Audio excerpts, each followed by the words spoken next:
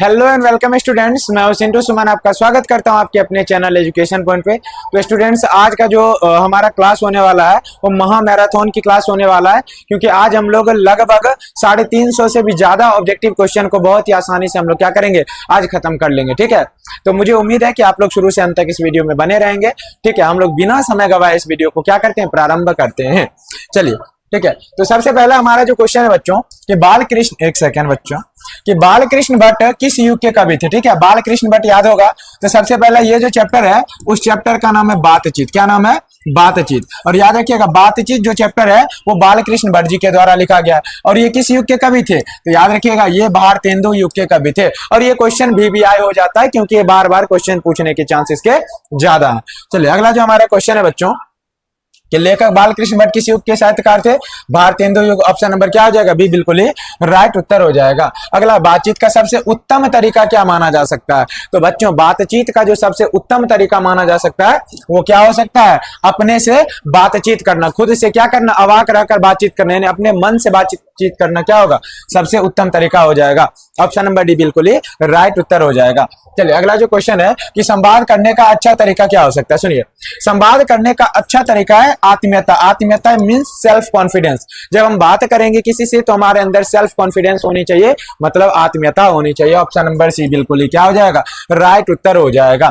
चलिए, अगला जो क्वेश्चन है कि आधुनिक काल के कवि बालकृष्ण भट्ट जी का जन्म, याद रखिएगा, इनका जन्म 23 जुलाई 1800, एक सेकेंड बच्चों, गड़बड़ हो गया, 23 जून 1844 ईस्वी को हुआ था। ऑप्शन नंबर बी बिल्कुल ही क्या हो जाएगा? राइट उत्तर हो जाएगा। ठीक है, ये बात आप लोग को ध्यान रखना है। ठीक है, चलिए आगे क्वेश्चन की ओर बढ़ते हैं। काव्य संयोगिता स्वयंवर किस लेखक की रचना है? ठीक है, ये जो हमारा क्वेश्चन है बच्चों कि ये किस लेखक की रचना है, याद रखिएगा, ये श्रीनिवास जी की रचना है। ऑप्शन नंबर सी बिल्कुल क्या हो जाएगा? हमारा राइट उत्तर हो जाएगा। अगला क्वेश्चन देखिएगा, कौन सा काव्य बालकृष्ण भट्ट जी की नहीं है? ठीक है, याद रखिएगा, बालकृष्ण भट्ट जी की जो कौन सी रचना नहीं है? बातचीत तो है ही, स्वजन ये भी है, स्वभाव। तो देखिए, ये तीनों इनकी रचना है। ठीक है, ऑप्शन नंबर डी हो जाएगा जीवन झरना। ठीक है, ये जीवन झरना जो है वो बालकृष्ण भट्ट जी की रचना नहीं है। ठीक है, ऑप्शन नंबर डी बिल्कुल ही राइट उत्तर हो जाएगा। कौन सी रचना बालकृष्ण भट्ट जी की है? तो यहाँ पर मैंने बोला था, याद रखिए, ये सबसे ज्यादा इंपॉर्टेंट है, रेल का विकट खेल, ये बालकृष्ण भट्ट जी की रचना। ऑप्शन नंबर ए बिल्कुल ही क्या हो जाएगा? राइट उत्तर हो जाएगा। ऑप्शन नंबर ए बिल्कुल ही क्या है? राइट उत्तर हो जाएगा। हाँ, देखिए बच्चों, हो सकता है आपको बैकग्राउंड से कुछ आवाजें आए, तो उसको थोड़ा सा इग्नोर करिएगा, क्योंकि हमारे गांव में एक यज्ञ होने जा रहा है, उसमें थोड़ा सा वॉइस आ रहा होगा। ठीक है, उसको थोड़ा सा ध्यान नहीं देना। यहाँ पर हमारा जो सेशन है उसको थोड़ा अच्छा बनाना, बरकरार करना। ठीक है, आगे बढ़ते हैं कि भट्ट जी द्वारा किस मासिक पत्रिका का संपादन किया गया था? सुनिएगा, ये जो थे, याद रखिएगा, भट्ट जी 1877 ईस्वी में ये क्या करते हैं? मासिक पत्रिका का संपादन करते हैं और इसे लगभग 33 वर्षों तक जुड़े रहते हैं। ठीक है, ये बात भी आप लोग को ध्यान रख लेनी है। एक सेकेंड, लगभग 33 वर्षों तक इससे क्या होते हैं? ये जुड़े होते हैं, समझे? तो याद रखिएगा, ये बालकृष्ण भट्ट किस पत्रिका का संपादन करते हैं? तो हिंदी प्रदीप नामक पत्रिका क्या क्या करते हैं? संपादन करते हैं। ऑप्शन नंबर सी बिल्कुल ही क्या हो जाएगा? राइट उत्तर हो जाएगा। बच्चों, अगला जो हमारा क्वेश्चन है कि बातचीत किस प्रकार की रचना है? तो याद रखिएगा, क्या ये कहानी संग्रह? तो बिल्कुल नहीं। निबंध है?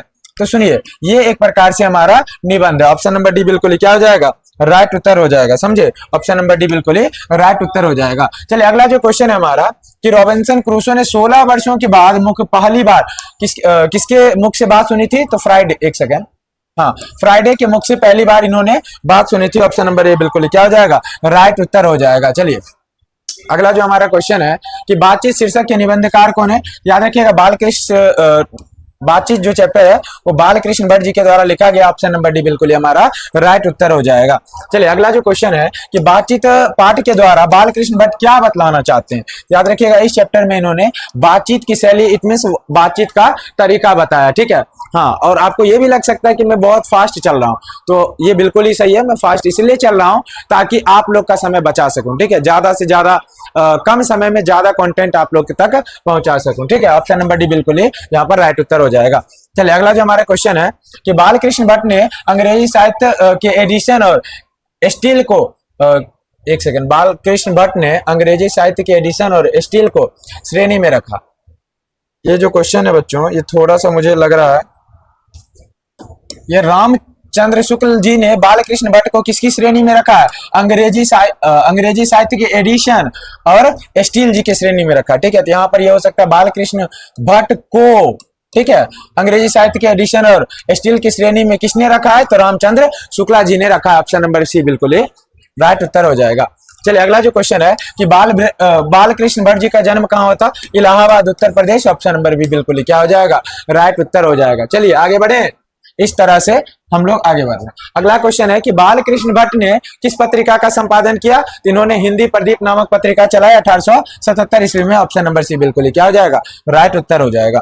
चलिए आगे बढ़ते हैं कि बालकृष्ण भट्ट ने किस प्रदीप नामक मासिक पत्रिका का निकाला, सॉरी, हिंदी प्रदीप नामक मासिक पत्रिका का प्रारंभ कब किया? 1877 में। ऑप्शन नंबर क्या हो जाएगा? ए हमारा बिल्कुल ही सही उत्तर हो जाएगा। आगे बढ़ते हैं, कौन सी रचना बालकृष्ण भट्ट द्वारा रचित नहीं है?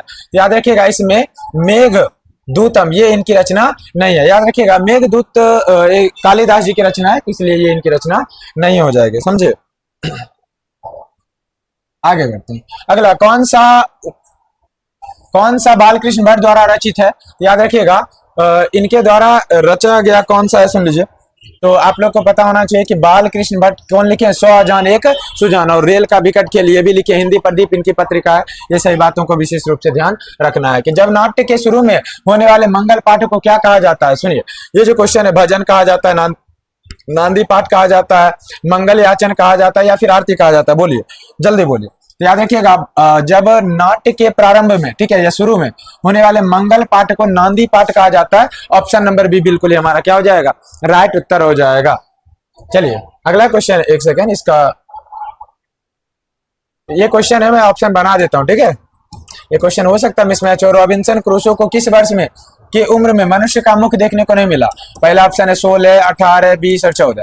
याद रखिएगा, इसका ऑप्शन नंबर है बिल्कुल ही क्या हो जाएगा? राइट उत्तर हो जाएगा। 16 वर्ष तक इन्होंने क्या किया था? किन्हीं का मुंह नहीं देखा था, ठीक है। देखिए, हाँ, यहाँ पर ऑप्शन नंबर सी है, ठीक है, 16 वर्ष तक, ठीक है, ये याद रख लेंगे।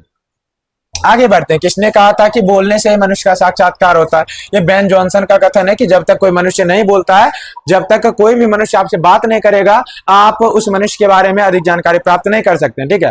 वो मनुष्य कैसा है, उसके गुणों का जो प्रकट हो सकता है, उसके गुण प्रकट हो सकते हैं, वो बोलने से ही हो सकते हैं। अर्थात बोलने से मनुष्य का क्या होता है? साक्षात्कार होता है। ये किनका कथन है?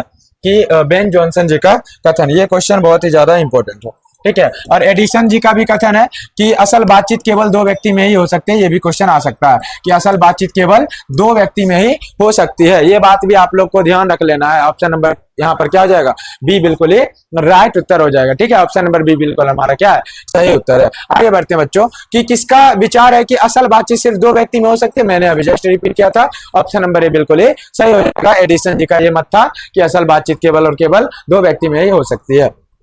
आगे बढ़ते हैं कि असल बातचीत कितने लोगों में हो सकती है? तो 2 लोगों में हो सकती है। ऑप्शन नंबर ए बिल्कुल ही सही उत्तर हो जाएगा। बातचीत के दौरान मनुष्य का मन किस प्रकार का हो जाता है? तो हल्का और स्वच्छ हो जाता है। जब मनुष्य बातचीत करता है तो उसके जितने भी एक तरह से बोझ होते हैं वो सब धीरे धीरे हट जाते हैं और वो हल्का हो जाता है। आगे बढ़ते हैं हम लोग, किसके ना होने पर संपूर्ण संसार गूंगी प्रतीत होती? अगर हमारे अंदर वाक्य शक्ति नहीं होती, श्रवण शक्ति नहीं होगा, हाँ, ऑप्शन नंबर बी बिल्कुल क्या हो जाएगा? सही हो जाएगा। अगर मनुष्य के अंदर वाक्य शक्ति नहीं होगी तो पूरा संसार ही बच्चों क्या हो जाएगा?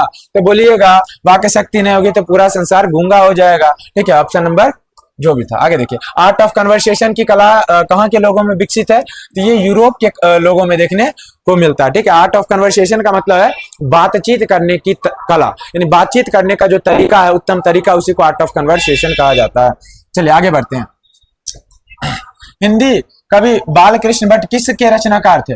याद रखिएगा, ये बार बार क्वेश्चन आता है कि अगर, हाँ, एक तो ये था कि भारतेंदु युग, अगर युग की बात करेंगे तो भारतेंदु युग, ठीक है। अगर क्वेश्चन में कहीं पर अगर आपको बोल दे कि किस युग के कवि थे, याद रख लीजिएगा भारतेंदु युग। लेकिन यहाँ पर काल पूछ देगा तो आधुनिक, आदिकाल, नए नए भक्ति काल, आधुनिक, एक सेकेंड, ये आधुनिक काल के थे। ऑप्शन नंबर डी बिल्कुल क्या हो जाएगा?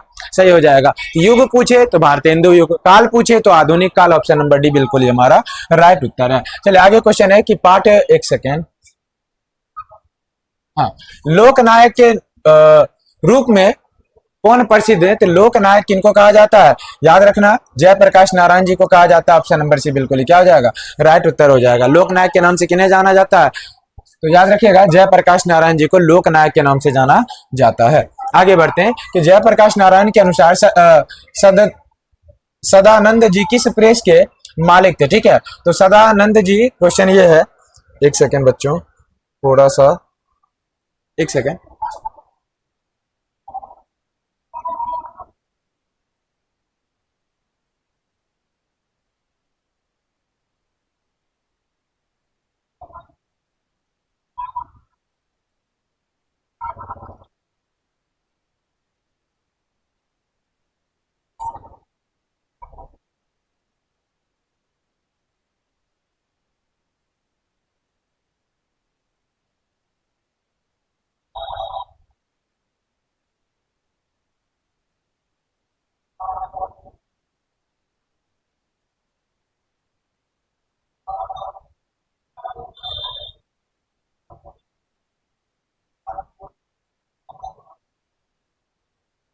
चलिए वापस आते हैं। चलिए, ये जो हमारा क्वेश्चन है सुन लीजिए। क्वेश्चन क्या है कि जयप्रकाश नारायण के अनुसार सदानंद जी किस प्रेस के मालिक थे? तो आप लोग को पता होना चाहिए, सदानंद जी जो है वो फ्री प्रेस के मालिक हैं। और आप लोग को पता होगा, ये जो हमारा चैप्टर है वो जयप्रकाश नारायण द्वारा रचित संपूर्ण क्रांति का हिस्सा है। ठीक है, हम लोग संपूर्ण क्रांति में प्रवेश कर चुके हैं। ठीक है, ऑप्शन नंबर यहाँ पर क्या हो जाएगा? डी बिल्कुल ही सही उत्तर हो जाएगा।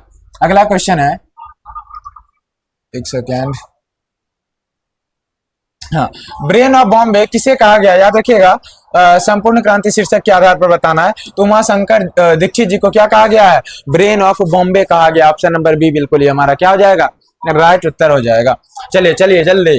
लोकनायक जयप्रकाश नारायण के स्वास्थ्य पर निगरानी रखने वाले डॉक्टर जी का क्या नाम था? तो डॉक्टर रहमान नाम था। इस चैप्टर में बताया गया है कि जो डॉक्टर रहमान थे, इनके क्या थे? एक तरह से डॉक्टर थे। डॉक्टर रहमान डॉक्टर ही होंगे।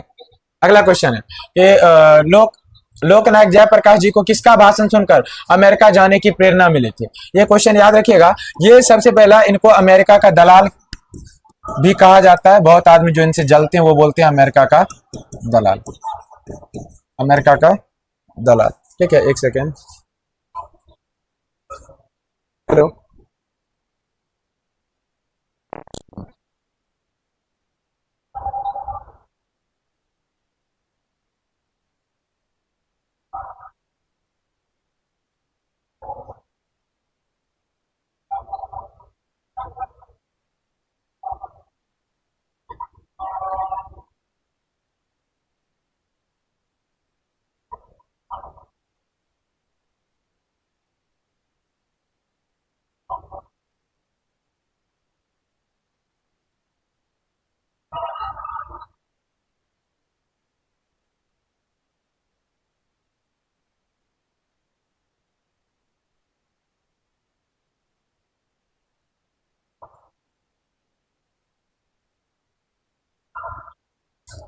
हाँ, थोड़ा सा कॉल आ रहा था। चलिए कोई बात नहीं, इधर हम लोग देंगे। हाँ, तो जयप्रकाश नारायण जी को अमेरिका का दलाल भी कहा जाता है। और ये शुरू में पटना विश्वविद्यालय से पढ़े। ठीक है, पटना साइंस कॉलेज से पढ़े थे। और यहाँ पर ये भाषण सुनकर दूसरे से प्रेरित होकर और ये कहाँ चले गए? अमेरिका चले गए। वहां पर इन्होंने बहुत ही संघर्षपूर्ण जीवन व्यतीत किया। तो ये क्वेश्चन है कि किसके भाषण सुन के ये गए थे? याद रखिए, स्वामी सत्यदेव जी का ये भाषण इन्होंने सुना था। और वहां पर ये भाषण बोल रहे थे कि अगर लोग पढ़ना चाहेगा तो मेहनत के दम पर पढ़ सकता है वहां पर जाके। इसी कारण से कहाँ गए? अमेरिका चले गए। ऑप्शन नंबर बी बिल्कुल ही सही हो जाएगा। फ्री प्रेस के संपादक कौन थे? आप लोग को पता ही होगा, सदानंद जी। ठीक है, ऑप्शन नंबर सी बिल्कुल ही राइट उत्तर हो जाएगा। आगे, ब्रेन ऑफ बॉम्बे किस व्यक्ति को कहा जाता है? उमाशंकर दीक्षित जी को। ऑप्शन नंबर ए बिल्कुल ही राइट उत्तर हो जाएगा। ठीक है, आगे बढ़ते हैं कि लोकनायक जयप्रकाश नारायण ने आईएससी की परीक्षा कहां से पास की? Patna science college. Option number B बिल्कुल ही राइट उत्तर हो जाएगा। जस्ट मैंने अभी कुछ ही देर पहले आप लोग को बताया था। ठीक है, आगे देखिए, क्रांतिकारी लेनिन की मृत्यु 1924 ईस्वी में हुई थी। याद रखिएगा, क्योंकि लेनिन, याद है, एनईपी न्यू इकोनॉमिक पॉलिसी 1921 ईस्वी में लागू की गई थी। ठीक है, 1921 ईस्वी में एनईपी लागू हुआ और ये 1921 ईस्वी में ये लागू किया, 1924 ईस्वी में चल गए।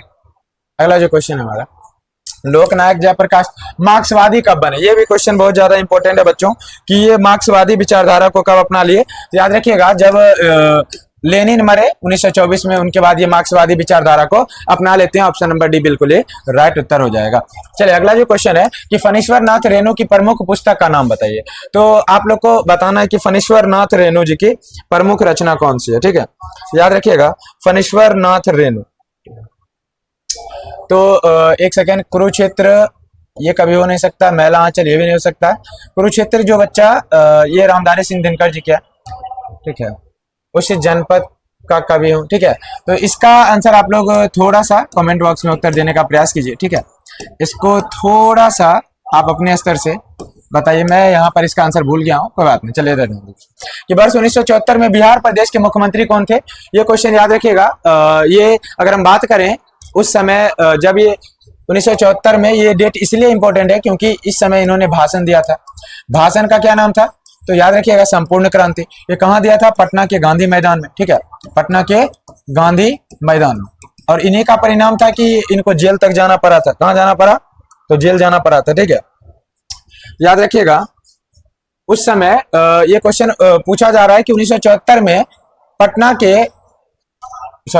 बिहार के मुख्यमंत्री कौन थे। बिहार के मुख्यमंत्री अब्दुल गफूर साहब जी थे। ठीक है, ऑप्शन नंबर बी बिल्कुल ही सही हो जाएगा। कांग्रेस की सरकार थी और इनका मुख्यमंत्री था। आगे बढ़ते हैं कि किसी राजनेता को लोकनायक के नाम से जाना जाता है। जयप्रकाश नारायण जी को। ऑप्शन नंबर बी बिल्कुल ही राइट उत्तर हो जाएगा।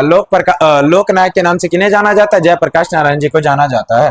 अगला जो हमारा क्वेश्चन है, लोकनायक जयप्रकाश नारायण जी का जन्म कब हुआ। ये क्वेश्चन बहुत ही ज्यादा इंपॉर्टेंट है बच्चों, कि अगर इनके जन्म की बात करें तो इनका जन्म कब हुआ था, 11 अक्टूबर 1902 ईस्वी को इनका जन्म हुआ है। ऑप्शन नंबर ए बिल्कुल ही राइट उत्तर हो जाएगा। चलिए आगे हम लोग बढ़ते हैं। अगला है लोकनायक जयप्रकाश नारायण की पत्नी का क्या नाम था। इनकी पत्नी का नाम प्रभावती देवी था। ऑप्शन नंबर सी बिल्कुल ही क्या हो जाएगा, राइट उत्तर हो जाएगा। ठीक है, ऑप्शन नंबर सी हो जाएगा। चलिए आगे बढ़ते हैं।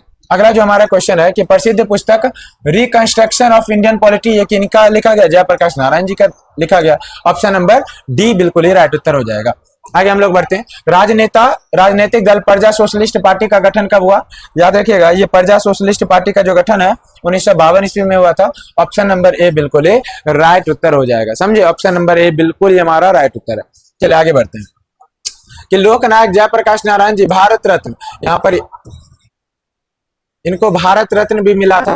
ठीक है, हालांकि इनको भारत रत्न इनकी मृत्यु के पश्चात मिला था और 1979 के करीब इनकी मृत्यु भी हो गई थी। क्वेश्चन ये है कि इनको भारत रत्न कब मिला, तो याद रखिएगा इनको भारत रत्न 1998 ईस्वी में मिला था। ऑप्शन नंबर बी बिल्कुल ही राइट उत्तर हो जाएगा। आगे बढ़ते हैं। प्रसिद्ध पुस्तक उर्वशी, याद रखिए उर्वशी जो है रामधारी सिंह दिनकर जी की प्रसिद्ध रचना है। ऑप्शन नंबर ए बिल्कुल क्या हो जाएगा, राइट उत्तर हो जाएगा। ठीक है, रामधारी सिंह दिनकर जी के बारे में भी आप लोग को जानकारी होनी चाहिए। काव्य माटी की मूर्तें, याद रखिएगा माटी की मूर्तें भी शायद से रामधारी सिंह दिनकर जी की रचना है। ठीक है, माटी की मूर्तें किन की रचना है, एक सेकेंड, माटी की मूर्तें रामधारी सिंह दिनकर जी की नहीं है। देखिए यहाँ पर राम वृक्ष बेनीपुरी जी का हो जाएगा। ठीक है, याद रखिएगा ऑप्शन नंबर ए बिल्कुल ही सही है, बी। अब देखिए इसमें कुछ बातें हैं जो आप लोग को ध्यान देनी चाहिए कि अगर कोई क्वेश्चन आ जाएगा, राम वृक्ष बेनीपुरी जो है, राम वृक्ष बेनीपुरी, इनको कहा जाता है कलम का जादूगर। कलम का जादूगर। अगर मैं बात करूं कलम का सिपाही, कलम के सिपाही, ये कहा जाता है मुंशी प्रेमचंद्र जी को। मुंशी प्रेमचंद्र जी को। ठीक है, ये सब उपाधियां, ये बात ध्यान रख लीजिएगा। तो यहाँ पर काव्य माटी की मूर्तें, ये बहुत ही बेहतरीन रचना है राम वृक्ष बेनीपुरी जी का है। ऑप्शन नंबर बी बिल्कुल ही सही हो जाएगा। ठीक है, 100%। अगला, कवि रामधारी सिंह दिनकर जी किस लिए प्रसिद्ध थे। याद रखिएगा ये ज्यादातर क्या होते थे, साहित्यिक रचना के लिए प्रसिद्ध थे। ऑप्शन नंबर ए बिल्कुल क्या हो जाएगा, सही हो जाएगा। आगे बढ़ते हैं। अगला जो हमारा क्वेश्चन है, जयप्रकाश नारायण को जन्मजात किस नाम से जाना जाता है।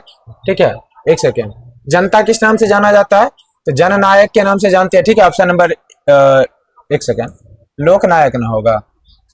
ठीक है, ऑप्शन नंबर सी बिल्कुल ही राइट उत्तर हो जाएगा। इनको जनता किस नाम से जानती है, लोकनायक के नाम से जानते हैं। ठीक है, और इनके बचपन का नाम अगर पूछ देगा तो इनके बचपन का नाम बाउल था। ठीक है, बाउल, ये भी ध्यान रखना।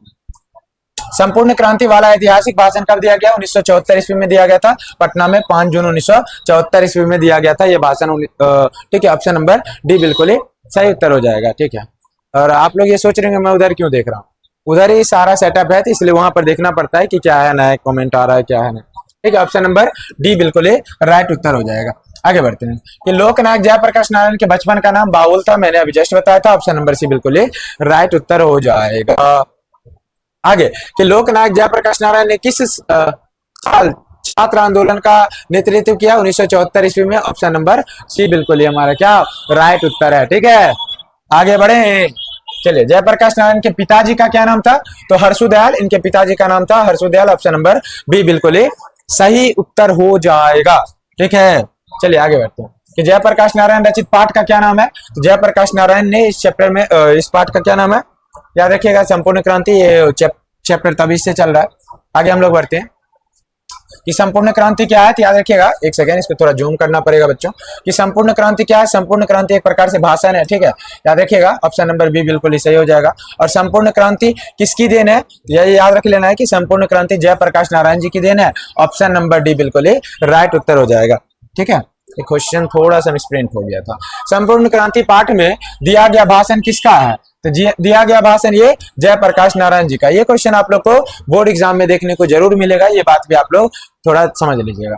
जयप्रकाश नारायण जी का जन्म कहाँ हुआ था? सिताब दियारा। ठीक है, ऑप्शन नंबर बी बिल्कुल क्या, एक सेकेंड, सिताब दियारा में शायद हुआ था,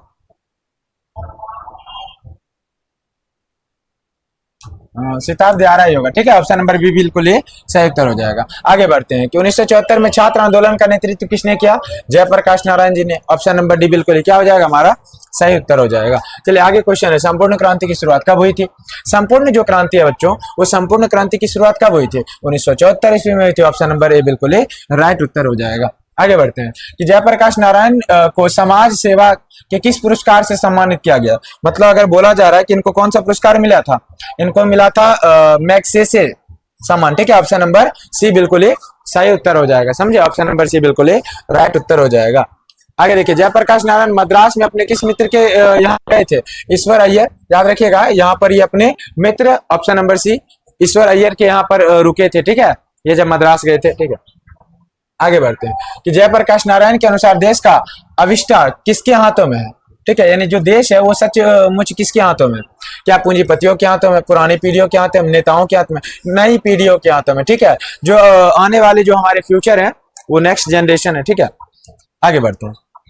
दिनकर जी को किसके घर पर दिल का दौरा पड़ा था? ये बात भी याद रखिएगा, ईश्वर अय्यर जी के घर पर उनको दिल का दौरा पड़ा था, और इस कारण से 1974 ईस्वी में इनका निधन हो जाता है। किनका निधन हो जाता है? तो रामधारी सिंह दिनकर जी का। रामधारी सिंह दिनकर जी का क्या होता है? हार्ट अटैक, दिल के दौरा पड़ने से इनकी क्या हो जाती है? मृत्यु हो जाती है। ये बात भी आप लोग को ध्यान रख लेनी है। चलिए आगे बढ़ते हैं कि संपूर्ण क्रांति का नारा किसने दिया? जयप्रकाश नारायण। ये इतना बार आ चुका है कि आप लोग को याद ही हो गया होगा। जयप्रकाश नारायण ने बिहार विद्यापीठ में कौन सी परीक्षा दी थी? ये याद रखिएगा, ये ISC की परीक्षा दी थी, inter of science, option number B बिल्कुल ही क्या हो जाएगा? राइट उत्तर हो जाएगा। ठीक है, ऑप्शन नंबर बी बिल्कुल ही सही उत्तर हो जाएगा।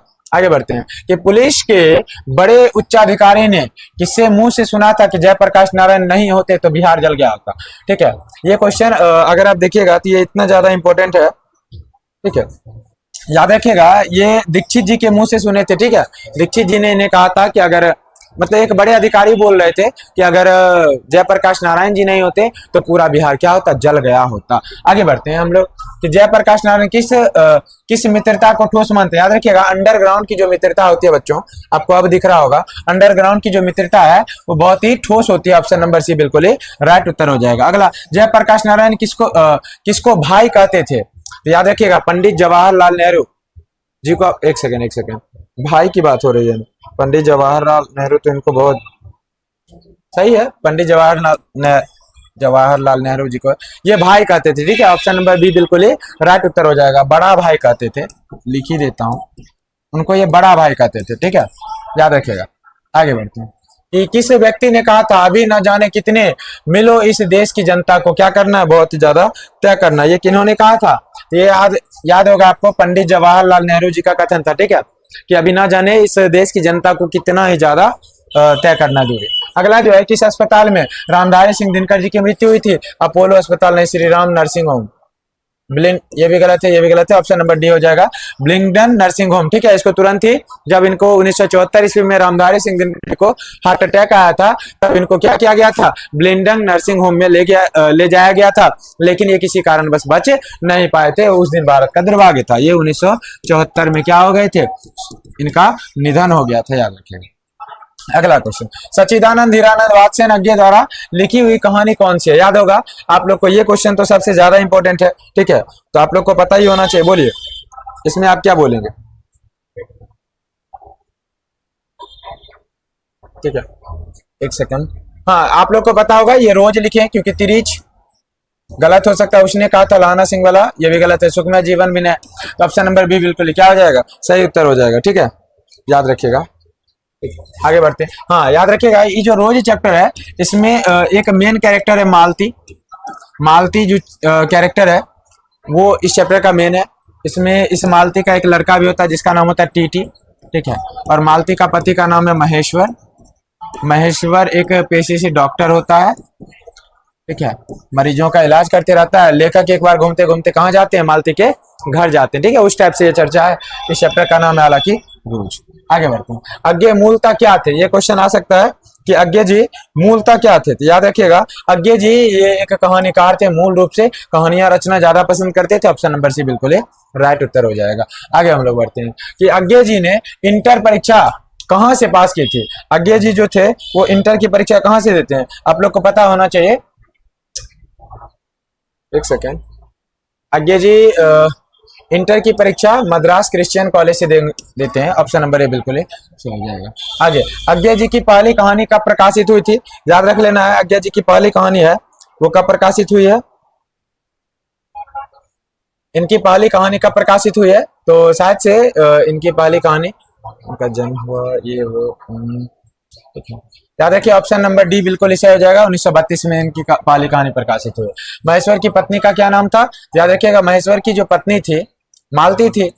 ठीक है, मेन कैरेक्टर मालती है, मैंने अभी बताया था, और मालती के पति का क्या नाम था, महेश्वर नाम था, और महेश्वर क्या था, पेशे से डॉक्टर था। ठीक है, याद रखिएगा। और इस चैप्टर में गैंग्रीन नामक एक रोग की चर्चा की गई है, और यह रोग जो होता है वो कांटे के चुभ जाने से होता है। ऑप्शन नंबर यहाँ पर तो ए हो जाएगा, बिल्कुल राइट उत्तर है हमारा। अगला है कि अज्ञे जी को कि कौन सी रचना गैंग्रीन नामक शीर्षक से प्रसिद्ध है। ठीक है, तो गैंग्रीन नामक शीर्षक से कौन सी रचना प्रसिद्ध है, बोलिए। ठीक है, तो ऑप्शन तो इसमें डी है, ये ना, गैंग्रीन तो रोग ही है। ऑप्शन नंबर डी मान लीजिए रोज। ठीक है, ऑप्शन नंबर डी बिल्कुल ही राइट उत्तर हो जाएगा। आगे हम लोग बढ़ते हैं कि लेखक कितने वर्षों बाद मालती से मिलने गए थे। याद रखिएगा, जब लेखक इससे पहले मिलने गए थे तो वो एक लड़की थी, विवाह इनका नहीं हुआ था, किनका, मालती का। लेकिन वो जब अब 4 वर्ष बाद पुनः उनसे मिलने जा रहे हैं। लेखक कौन है, तो इनके बचपन से दोस्त, मतलब बचपन के दोस्त हैं, साथ मालती के साथ खेले हैं, स्कूल साथ गए हैं, तो उस हिसाब से डिस्कस कर रहे हैं कि विवाह के पश्चात अब इनका विवाह हो गया तो ये पहली बार उनसे मिल रहे हैं। ठीक है, 4 वर्षों के बाद ये मालती से मिलने गए हैं। ऑप्शन नंबर बी बिल्कुल सही उत्तर हो जाएगा।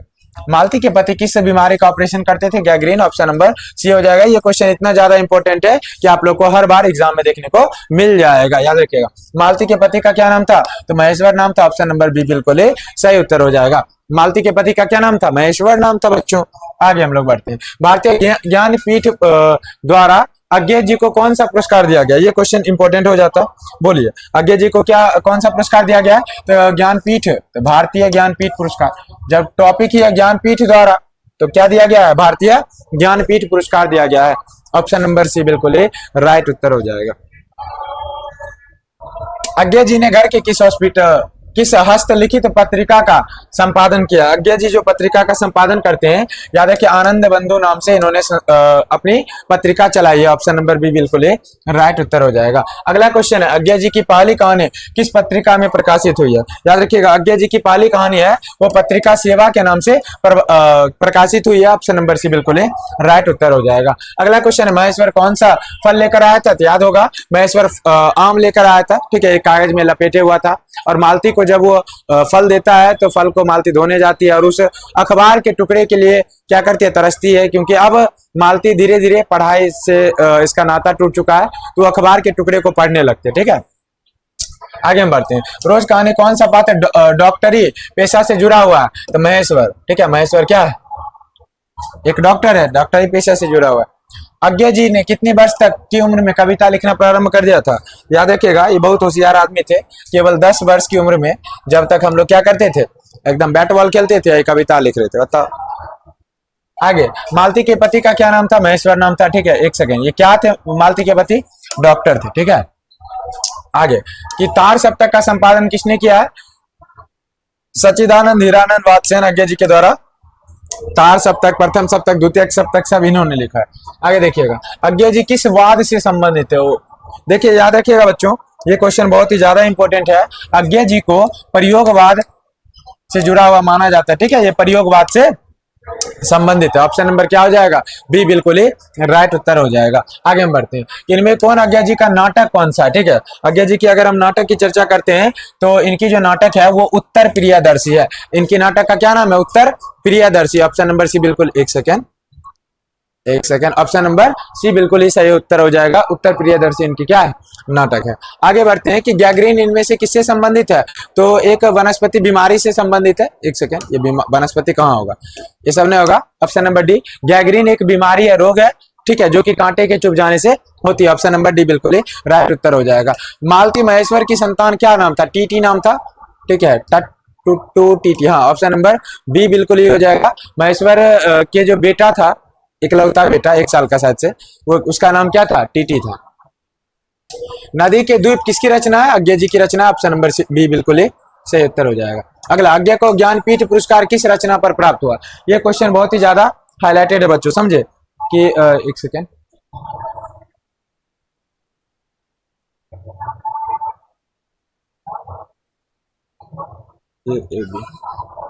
ठीक है, याद रखिएगा ये क्वेश्चन है। एक सेकंड, आ गया वापस। अज्ञा जी को ज्ञानपीठ पुरस्कार किसके लिए मिला था?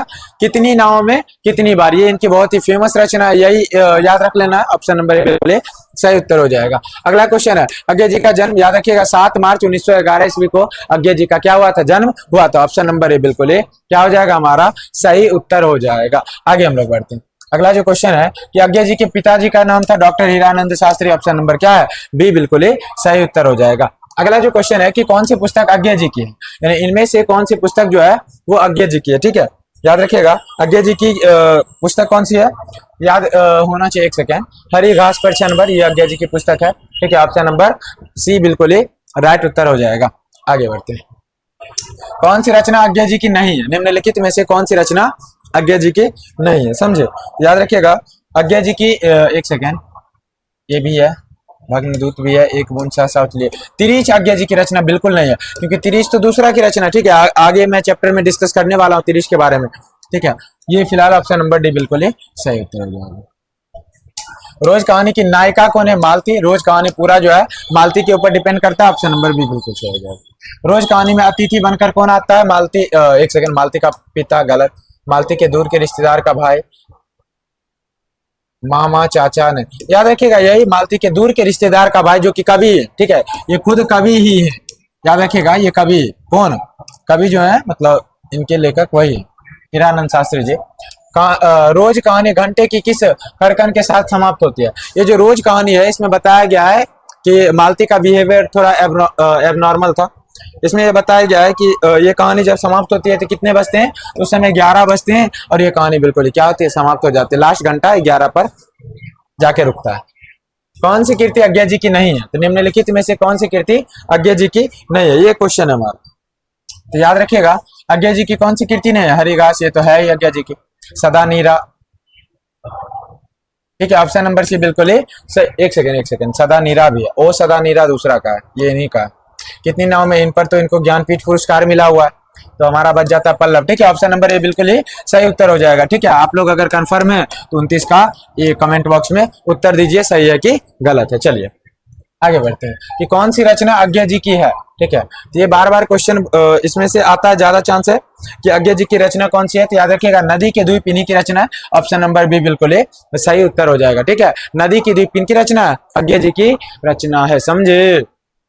आगे रोज इनमें से क्या है? तो रोज एक प्रकार से बहुआ क्या है, आप बताइए कि रोज इसमें क्या है? क्या आपको ये कहानी लग रहा है, निबंध लग रहा है, उपन्यास का अंश है, या फिर क्या है? तो रोज क्या है, बोलिए। तो रोज एक कहानी है, ठीक है। हम लोग क्या करते हैं, याद कैसे करना है? रोज हम लोग कहानी पढ़ते हैं, तो रोज हम लोग क्या करते हैं, कहानी पढ़ते हैं। बात खत्म, ऑप्शन नंबर बी हो जाएगा। आगे हम लोग बढ़ते हैं कि उत्तर प्रियदर्शी नाटक के रचनाकार कौन है? ये भी क्वेश्चन हाईलाइटेड है, ये भी इन्हीं की रचना है, ठीक है। आगे जी की डॉक्टर सच्चिदानंद हीरानंद वात्स्यायन, इन्हीं की रचना, ऑप्शन नंबर बी बिल्कुल ही राइट उत्तर हो जाएगा। आगे, शेखर एक जीवनी किस विधा की कीर्ति है? याद रखिएगा, ये शायद से उपन्यास है, ठीक है। याद रखिएगा, ये क्वेश्चन हाईलाइटेड है, ये एक उपन्यास है जो कि दो खंडों में शायद से प्रकाशित हुई है। ऑप्शन नंबर बी बिल्कुल ही इसमें राइट उत्तर हो जाएगा। आगे बढ़ते हैं। अज्ञे जी की माँ का क्या नाम था? वयंती देवी, ऑप्शन नंबर बी बिल्कुल ही राइट उत्तर हो जाएगा। इनकी माता का क्या नाम था? वयंती देवी नाम था। आगे, रोज कहानी की नायिका कौन है? मालती नाम है, ऑप्शन नंबर सी बिल्कुल सही हो जाएगा। रोज शीर्षक कहानी के लेखक कौन है? याद रखिएगा, रोज के सच्चिदानंद हीरानंद वात्स्यायन, बी हो जाएगा। एक लेख और एक पत्र, याद रखिएगा, फिर से नया चैप्टर पर हम लोग आ गए। ये एक लेख और एक पत्र हमारे महान वीर क्रांतिकारी भगत सिंह जी के द्वारा लिखा गया, ठीक है। ये जब जेल में थे उस समय इन्होंने क्या किया था? ये पत्र का संपादन किया था। ऑप्शन नंबर सी बिल्कुल ही क्या हो जाएगा? राइट उत्तर हो जाएगा। समझे, ये पत्र जो है आप लोग को ध्यान देना होगा इसमें, ठीक है। एक लेख और एक पत्र, इन्हीं की रचना। एक सेकेंड,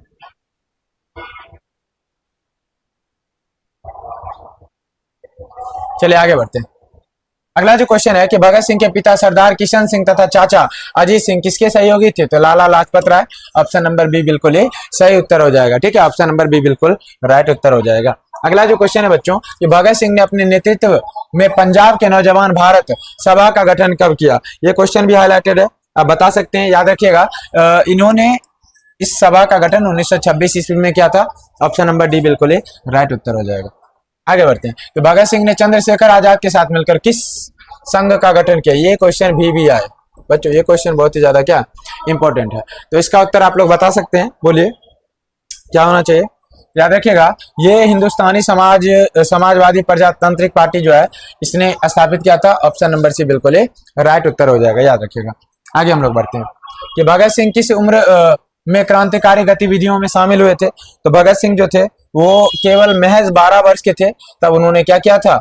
इस क्रांतिकारी गतिविधियों में भाग लेना प्रारंभ कर दिया था। आगे बढ़ते हैं कि भगत सिंह कांग्रेस तथा महात्मा गांधी से मोह भंग कब हुआ? ठीक है, इनका जो मोह भंग हुआ था ये 1921 ईस्वी में हुआ था। ऑप्शन नंबर बी बिल्कुल ही सही उत्तर हो जाएगा, समझे। Option number B.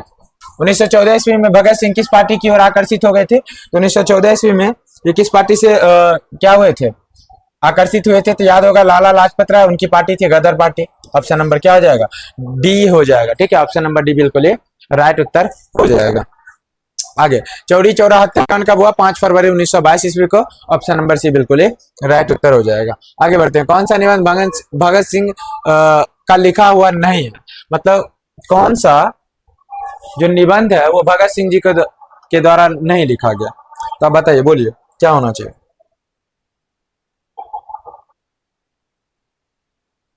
चलिए याद रखिएगा, भगत सिंह के द्वारा बम का दर्शन, ये भी है, ये भी है, युवक भी है, तो ये हो जाएगा ऑप्शन नंबर सी इसका राइट उत्तर हो जाएगा। क्योंकि क्वेश्चन बोल रहा है कि कौन सी रचना नहीं है, तो ये परिवेश इनकी रचना नहीं है। आगे हम लोग बढ़ते हैं कि भगत सिंह गणेश शंकर विद्यार्थी द्वारा निकाले जाने वाले किस पत्रिका से जुड़े थे? तो भगत सिंह जो थे वो प्रताप पत्रिका से जुड़े थे। ऑप्शन नंबर ए बिल्कुल ही क्या हो जाएगा? राइट उत्तर हो जाएगा, समझे। ऑप्शन नंबर ए, समझे। आगे बढ़ते हैं, आगे क्वेश्चन है कि भगत सिंह के हृदय में किस भावना का कोई स्थान नहीं था? याद रखिएगा, प्रेम का इनके भावना में, मतलब ये बोला गया है कि प्रेम इनके अथी में नहीं था, ठीक है। ऑप्शन नंबर, एक सेकंड, हाँ ये प्रेम ही होगा 100%। ऑप्शन नंबर बी बिल्कुल ही सही। अकॉर्डिंग टू अगर चैप्टर देखिएगा तो उसमें प्रेम का वर्णन किया गया। आगे, भगत सिंह किसे घृणित तथा कायरतापूर्ण मानते थे? तो देश की सेवा को, ये तो हो नहीं सकता। आत्मा, हाँ बिल्कुल बिल्कुल, ये क्वेश्चन इंपॉर्टेंट है। ऑप्शन नंबर सी बिल्कुल ही राइट उत्तर हो जाएगा। आगे बढ़ते हैं कि सन 1926 में भगत सिंह ने किस दल का गठन किया था?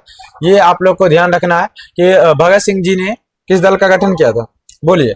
तो नौजवान भारत सभा का गठन किया था शायद से, ये नवयुवक है, ये हो नहीं सकता। नौजवान दल ने भारत सभा था, ठीक है। ऑप्शन नंबर बी बिल्कुल ही राइट उत्तर हो जाएगा। चलिए आगे बढ़ते हैं, बी फॉर बाहुबली। भगत सिंह ने अपने लिए अपने लिए सजा के संबंध में क्या विश्वास था?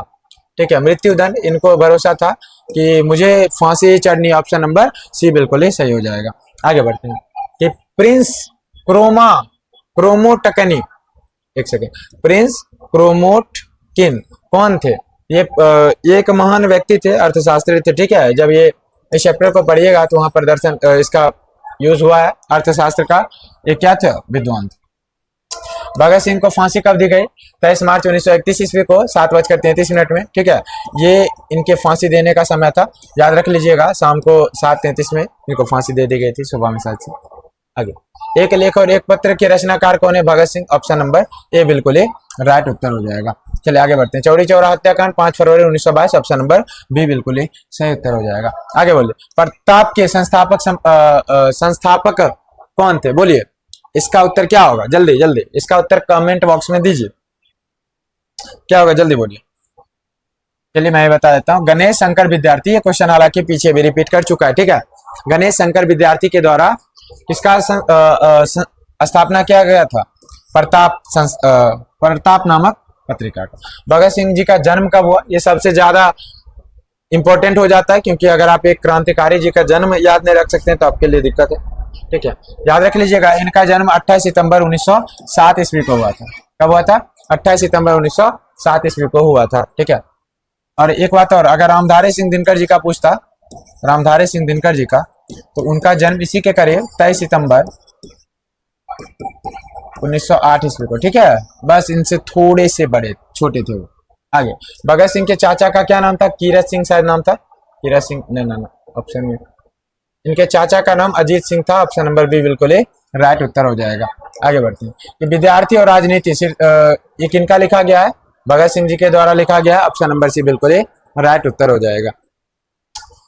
मतवाला पत्रिका कहाँ से निकलती थी? ये भी क्वेश्चन है। मतवाला पत्रिका जो थी वो कहाँ से निकलती थी, जिनको ये पढ़ते थे?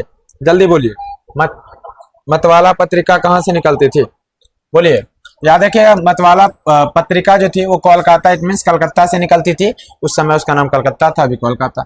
आगे बढ़ते, भगत सिंह प्रभावित थे, किनसे प्रभावित थे? तो बोलिए जल्दी, भगत सिंह किन से प्रभावित थे? याद रखिएगा, ये मार्क्सवादी थे। कार्ल मार्क्स से इनका बहुत ही ज्यादा लगाव था। ऑप्शन नंबर बी बिल्कुल क्या हो जाएगा? सही हो जाएगा, कार्ल मार्क्स से प्रभावित थे। मैं नास्तिक क्यों हूँ, यह किनकी रचना है? भगत सिंह जी की रचना है। हालांकि भगत सिंह जी भी भगवान पर भरोसा नहीं करते थे, ये एक नास्तिक व्यक्ति थे। ठीक है, बंदी जीवनी किनकी रचना है? भगत सिंह जी की। एक सेकेंड, बंदी जीवनी है बंदी श्याम,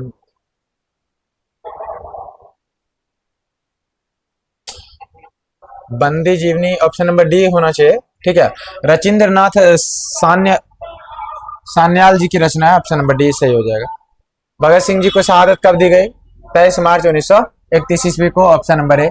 आगे, भगत सिंह ने किसको पत्र लिखा था? सुखदेव को पत्र लिखा था। इस चैप्टर में बताया गया। ऑप्शन नंबर सी हो जाएगा। एक सेकेंड, हाँ सुखदेव को ही लिखा था, ये सही है। आगे, कुलबीर सिंह कुलतार सिंह भगत सिंह जी के कौन थे? याद रखिएगा, ये कौन थे? इनके भाई थे। ठीक है, ऑप्शन नंबर बी हो जाएगा। आगे हम लोग बढ़ते हैं। गणेश शंकर विद्यार्थी किस पत्रिका का संपादन किए थे? प्रताप। ऑप्शन नंबर डी बिल्कुल ही सही हो जाएगा। इनकी पत्रिका ये बार बार रिपीट कर रही है, इसका मतलब ये क्वेश्चन को आपको बोर्ड एग्जाम में देख कर जाना है। आगे देखिए, भगत सिंह ने अपने मित्रों के साथ केंद्रीय असेंबली में बम कब फेंका था? याद रखिएगा, इन्होंने बम फेंका था जिनके कारण इन्हें फांसी दी गई थी। ठीक है, लेकिन क्वेश्चन है कि बम कब फेंका गया था? ये 1929 में। 1929 तो तीन तीन ऑप्शन है। ठीक है, 8 अप्रैल होगा ना, 10 अप्रैल है, ये 16 अप्रैल है, ये दोनों तो नहीं होगा, बी हो जाएगा। ठीक है, इन्होंने बम कब फेंका था? 8 अप्रैल 1929 ईस्वी को। 2 साल बाद इनको फांसी हुई थी। आगे देखिए, निम्नलिखित में से कौन सी रचना जगदीश चंद्र माथुर जी की है? वो सदा नीरा किनकी रचना है? जगदीश चंद्र माथुर जी की है। आगे बढ़ते हैं। आगे जो है, जगदीश चंद्र माथुर द्वारा ये जो लिखा गया वो एक प्रकार से क्या है? वो सदा नीरा क्या है? बोलिए बोलिए, वो सदा नीरा क्या है? जल्दी।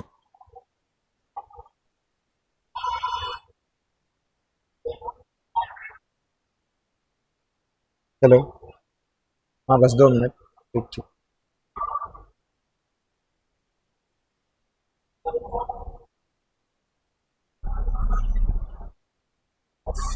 ठीक है, चलिए देखिए इसको पुनः देखते हैं। क्वेश्चन है कि ओ सदा निरा, ये कहानी तो नहीं है, कविता, ये एक प्रकार से निबंध है।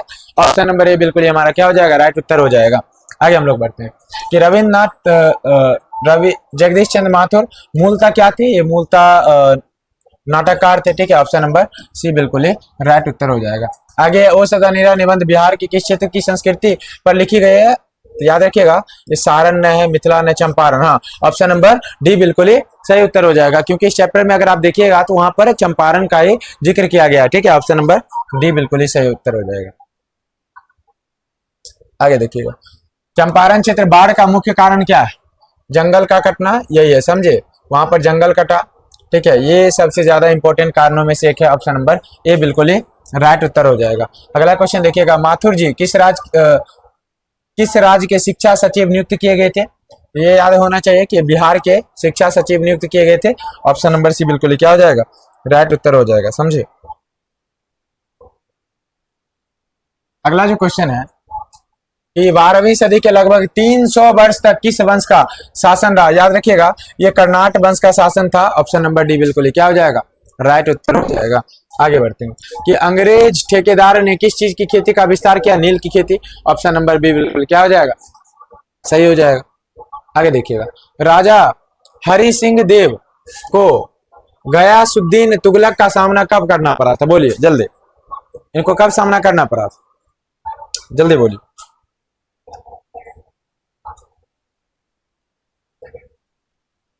जल्दी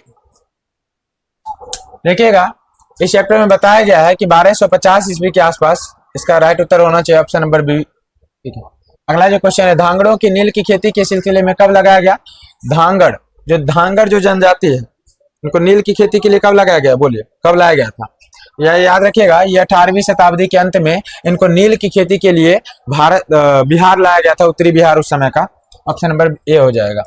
आगे हम बढ़ते हैं, पुंडलिक जी कौन थे, ये क्वेश्चन VBI से भी ऊपर है। पुंडलिक जी कौन थे, जल्दी बोलिए, पुंडलिक जी कौन थे। तो आपको याद होगा इस चैप्टर में वर्णन किया गया कि पुंडलिक जी क्या थे, शिक्षक थे। ऑप्शन नंबर सी हो जाए, बी हो जाएगा। निम्नलिखित में से कौन सा नाटक जगदीश चंद्र माथुर जी की रचित है, यानी कौन सी रचना जगदीश चंद्र माथुर जी की है। याद रखिएगा इनकी सबसे ज्यादा हाईलाइटेड जो रचना है वो कोणार्क है। ठीक है, ऑप्शन नंबर सी बिल्कुल ही राइट उत्तर हो जाएगा, सी फॉर कैट। निम्नलिखित में से कौन सी उपाधि माथुर जी को मिली है, यानी माथुर जी को कौन सी उपाधि मिली है, बोलिए जल्दी जल्दी, माथुर जी को क्या बोला जाता है, बोलिए। ठीक है, जल्दी इसका भी उत्तर आप लोग कमेंट कर दीजिए। एक दो मेहनत आप लोग भी कीजिए, ठीक है, हम कितना करें जी। आगे, माथुर भितिरवा पहुंचने पर किनसे मिले थे, तो पुंडलिक जी से मिले थे। ऑप्शन नंबर सी, और पुंडलिक जी क्या थे, एक शिक्षक थे। आगे बढ़ते हैं कि पुंडलिक जी ने निर्भीकता किससे सीखी थी। निर्भीकता मतलब क्या, इनको डर नहीं लगता था। ये जो निर्भीकता का परिचय इन्होंने दिया है वो किनसे सीखे थे, ये बोलिए बोलिए। तो आपको पता होगा कि 3 गांव की स्थापना गांधी जी के द्वारा की गई थी। ठीक है, उस तीनों गांव में शिक्षक नियुक्त किए गए थे और ये गांधी जी से संबंधित है। ठीक है, इस चैप्टर में गोपाल ना गांधी, हाँ, ऑप्शन नंबर बी बिल्कुल ही राइट उत्तर हो जाएगा। ठीक है, ऑप्शन नंबर बी बिल्कुल ही राइट उत्तर हो जाएगा। आगे बढ़ते हैं, कर्नाट वंश के राजा हरि सिंह किसके मुलाकात करना पड़ा, किनसे इनकी मुलाकात हुई थी, बोलिए जल्दी। आपको पता होगा ये क्वेश्चन रिपीट कर चुका है। ठीक है, आप लोग को याद होगा तो यहाँ पर भी ये क्वेश्चन आया था। देखिए,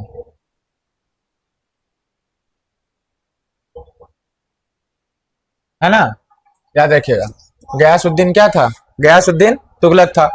यहाँ पर इसका आंसर क्या हो जाएगा, गयासुद्दीन तुगलक। ये क्वेश्चन रिपीट कर रहा था, एक सेकेंड। हाँ, तो ऑप्शन नंबर ए बिल्कुल क्या हो जाएगा, राइट उत्तर हो जाएगा, समझे, ऑप्शन नंबर ए।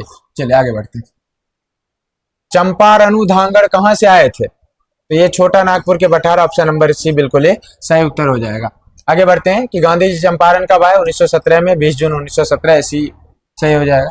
आगे बढ़ते हैं कि 3 कठिया प्रणाली प्रथा का संबंध किससे, नील की खेती से। ऑप्शन नंबर डी बिल्कुल राइट उत्तर हो जाएगा। अगला क्वेश्चन देखते हैं, पड़ई नदी कहाँ तक जाती है, ये भी क्वेश्चन इंपॉर्टेंट है, बोलिए जल्दी, ये नदी कहाँ तक जाती है, ये याद रखिएगा, भिकनाथोरी तक जाती है। ऑप्शन नंबर ए बिल्कुल सही हो जाएगा। आगे देखिएगा कि बराज कहाँ बन रहा था, बोलिए जल्दी जल्दी। बोलिए।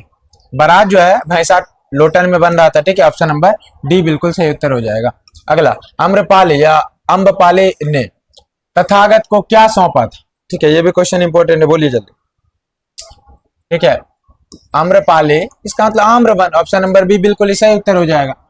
आगे क्वेश्चन है, मठ के महंत ने गांधी जी को कहाँ शरण दी थी, तो बोलिए जल्दी, ये भी इंपॉर्टेंट है।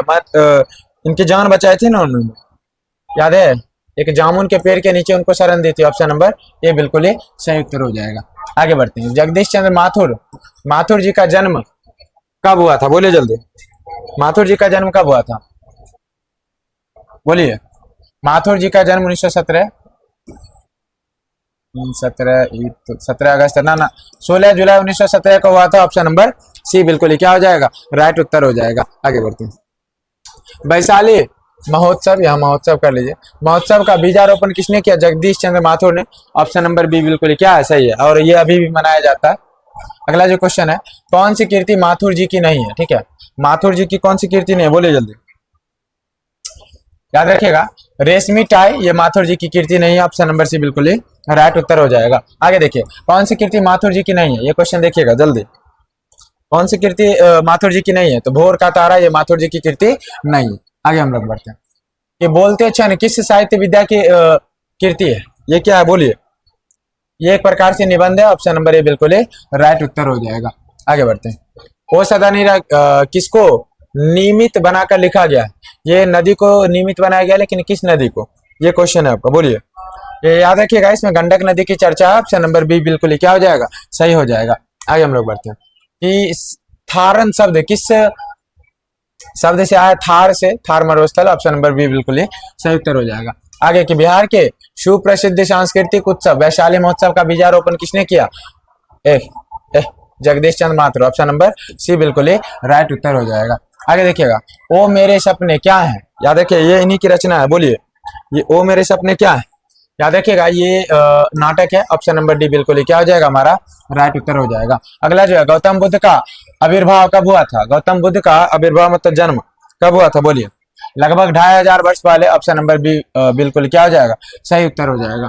अगला क्वेश्चन है कि राजा हरिश्चंद्र को किसका मुलाकात करना पड़ा था, ये क्वेश्चन रिपीट कर गया, Ghiyasuddin Tughlaq, option number A बिल्कुल ही सही उत्तर हो जाएगा। अगला क्वेश्चन है, ओ सदा नीरा के लेखक कौन है, जगदीश चंद्र माथुर, ये सही हो जाएगा। अगला जो क्वेश्चन है, कोणार्क के रचनाकार जगदीश चंद्र माथुर, ऑप्शन नंबर बी बिल्कुल ही सही उत्तर हो जाएगा। ठीक है, आप लोग का चूंकि एग्जाम है, जितना फास्ट कर सकते हैं उतना आप लोग बेहतर है। अभी आप लोग को केवल देखना है कि किसका उत्तर क्या है, या फिर मेरे दिमाग में सही उत्तर है क्या। जैसे अगर कोणार्क, तो मुझे लग जाना चाहिए कि कोणार्क किनकी रचना, जगदीश चंद्र माथुर जी की रचना, ठीक है। तो इस टाइप से आपको देखना है कि ऑप्शन देख के आपको थोड़ा सा अंदाजा लग जाए कि क्या कौन सी रचना बेटर है। 10 तस्वीरों के रचनाकार कौन है, जगदीश चंद्र माथुर, ऑप्शन नंबर बी बिल्कुल ही सही उत्तर हो जाएगा। आगे बढ़ते हैं, मोहन राकेश, अगला चैप्टर, मोहन राकेश के पिताजी का क्या नाम था, बोलिए जल्दी। मोहन राकेश के पिताजी का क्या नाम था। अगला जो हम इस चैप्टर में आ चुके हैं, चैप्टर का नाम क्या है, जूठन, जूठन चैप्टर में प्रवेश कर चुके हैं, बोलिए जल्दी। इस चैप्टर में ये वर्णन किया गया, बोलिए। मोहन राकेश के बचपन का क्या नाम था,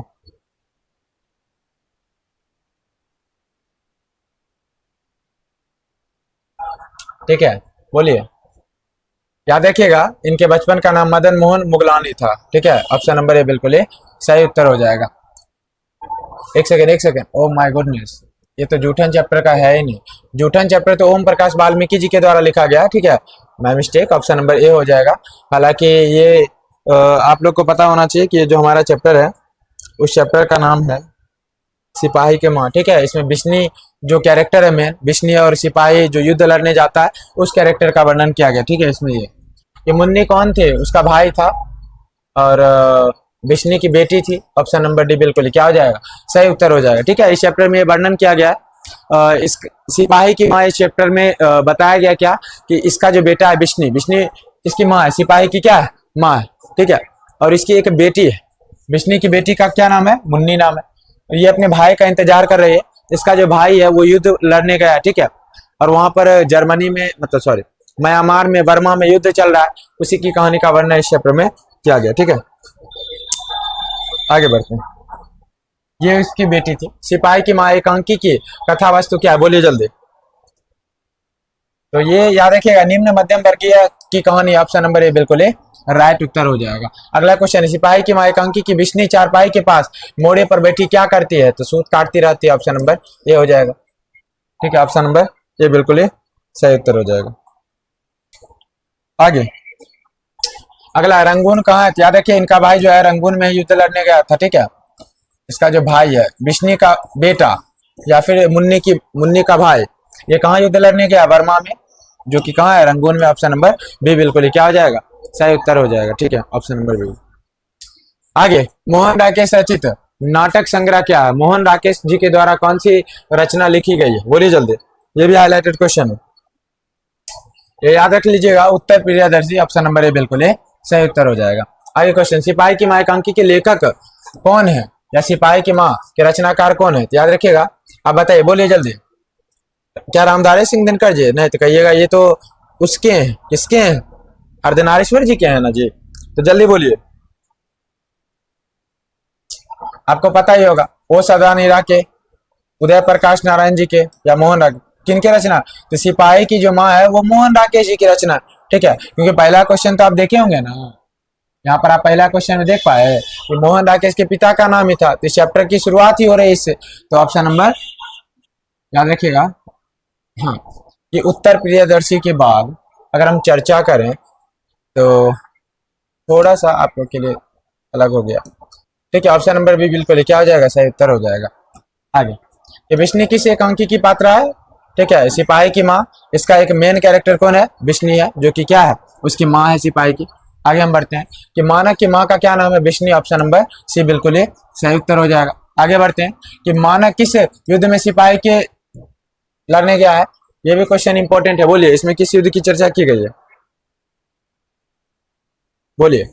इसमें आपको पता होगा कि प्रथम विश्व युद्ध की चर्चा की गई है, ऑप्शन नंबर ए बिल्कुल सही उत्तर हो जाएगा। ठीक है, आगे बोलिए। सिपाही की माँ एकांकी में किसकी कथा वस्तु प्रस्तुत की गई है, माँ बेटी की।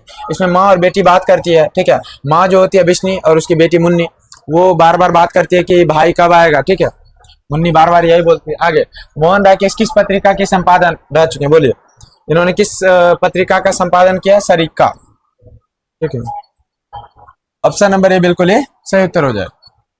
मुन्नी डाक गाड़ी के पीछे क्यों दौड़ती है या फिर क्यों जाती है, क्योंकि वो चिट्ठी का इंतजार करती है, राशन ना, पेंशन ना, चिट्ठी, ऑप्शन नंबर सी बिल्कुल क्या हो जाएगा, राइट उत्तर हो जाएगा। ऑप्शन नंबर सी बिल्कुल राइट उत्तर हो जाएगा। चलिए आगे बढ़ते हैं।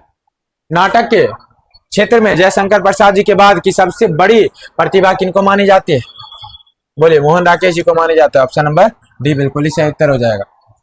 सिपाही की मां शीर्षक पाठ में हड्डियों का चलता फिरता ढांचा कौन है, तो पोहलू राम। ठीक है, पलटू राम तो नहीं है, दीनू कुमार। ठीक है, ऑप्शन नंबर बी बिल्कुल 100% दीनू कुमार, एकदम बहुत ही पतला सा है। आगे बढ़ते हैं। क्वेश्चन है, ईसाई लड़कियां विष्णु के घर आकर क्या मांगते हैं, चावल दाल मांगते हैं। ठीक है, ये भी याद रखिएगा, ईसाई जो लड़कियां थी वो भी बर्मा से ही आई थी। ठीक है, ये किसी तरह जान बचाकर वहां से निकली थी। ठीक है, आगे बढ़ते हैं।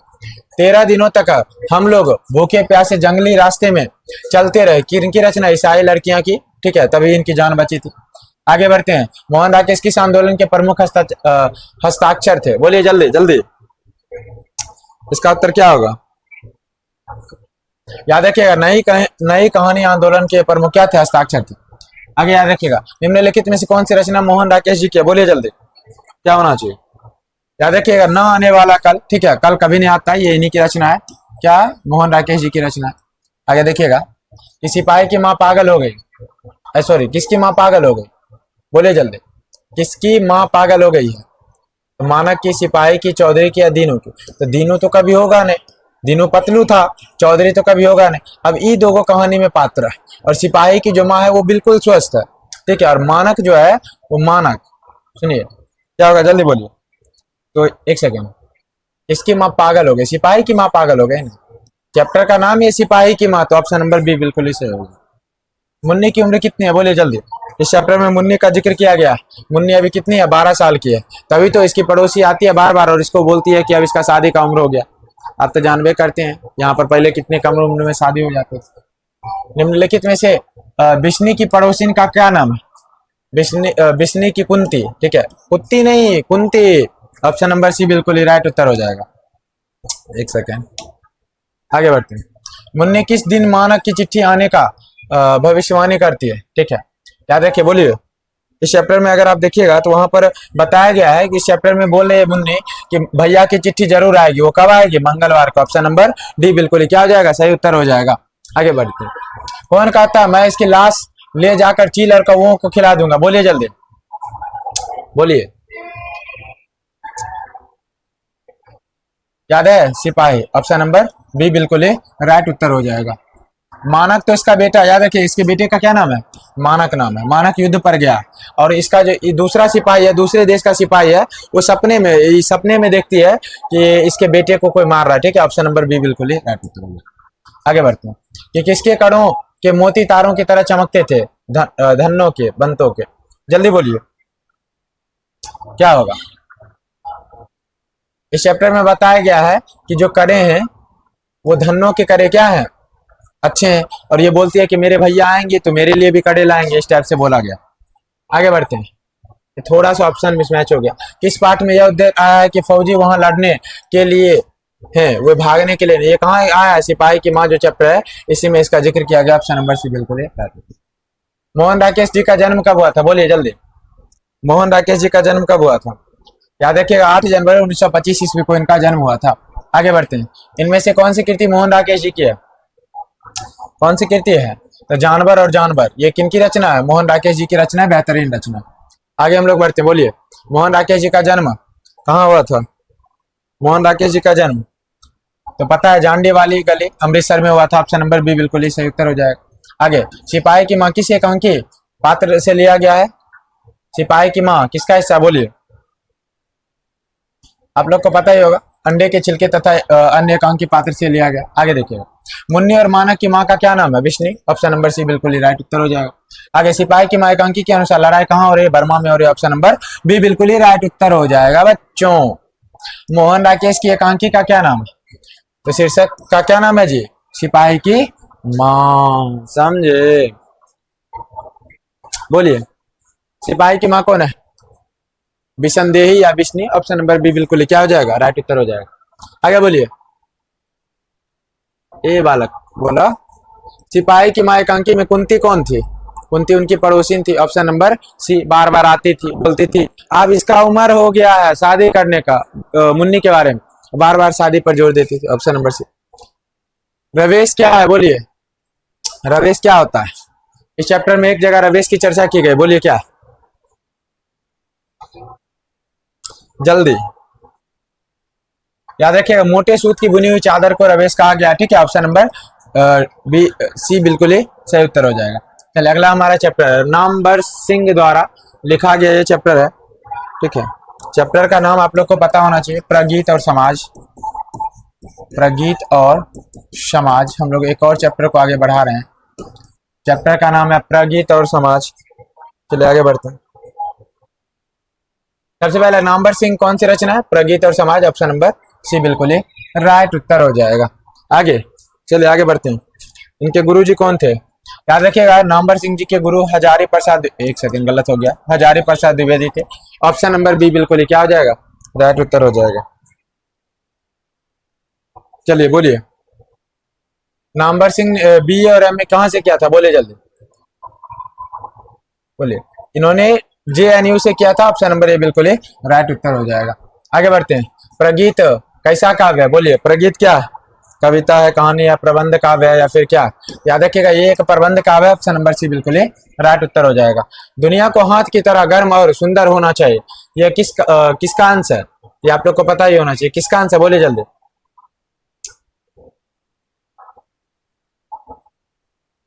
बोलिए जल्दी। दुनिया को हाथ की तरह गर्म और सुंदर होना चाहिए, ये किस कवि की कविता का अंश है? तो याद रखिएगा, जब शंकर प्रसाद दी। ऑप्शन नंबर बी बिल्कुल ही राइट उत्तर हो जाएगा। आगे देखिएगा, आचार्य रामचंद्र शुक्ला के काव्य सिद्धांत का आदर्श कौन सा काव्य? बोलिए, याद रखिएगा प्रबंध काव्य बिल्कुल ही सही हो जाएगा, ऑप्शन नंबर सी बिल्कुल ही राइट उत्तर हो जाएगा। सहस्र स्वीकार है कविता के रचयिता कौन है, बोलिए जल्दी जल्दी। चलिए इसका उत्तर बहुत सारा हो गया, बहुत टाइम हो गया, तो एक उत्तर आप लोग कमेंट बॉक्स में, ठीक है आगे बढ़ते हैं। सच्चे अर्थों में प्रगीतात्मक का आधार क्या होना चाहिए, बोलिए सच्चे अर्थों में इसका अर्थ आधार क्या होना चाहिए, बोलिए। तो प्रगीत का अर्थ होना चाहिए समाज के विरुद्ध व्यक्ति, ठीक है यही होता है यहाँ पर है ना प्रगीतात्मकता। आगे, पर किसने यह सातों सागर के पार एकाकीपन से ही मानो हार, यह कवि मतलब एक कवि की कविता कहां से, किसने बोला, बोलिए जल्दी जल्दी।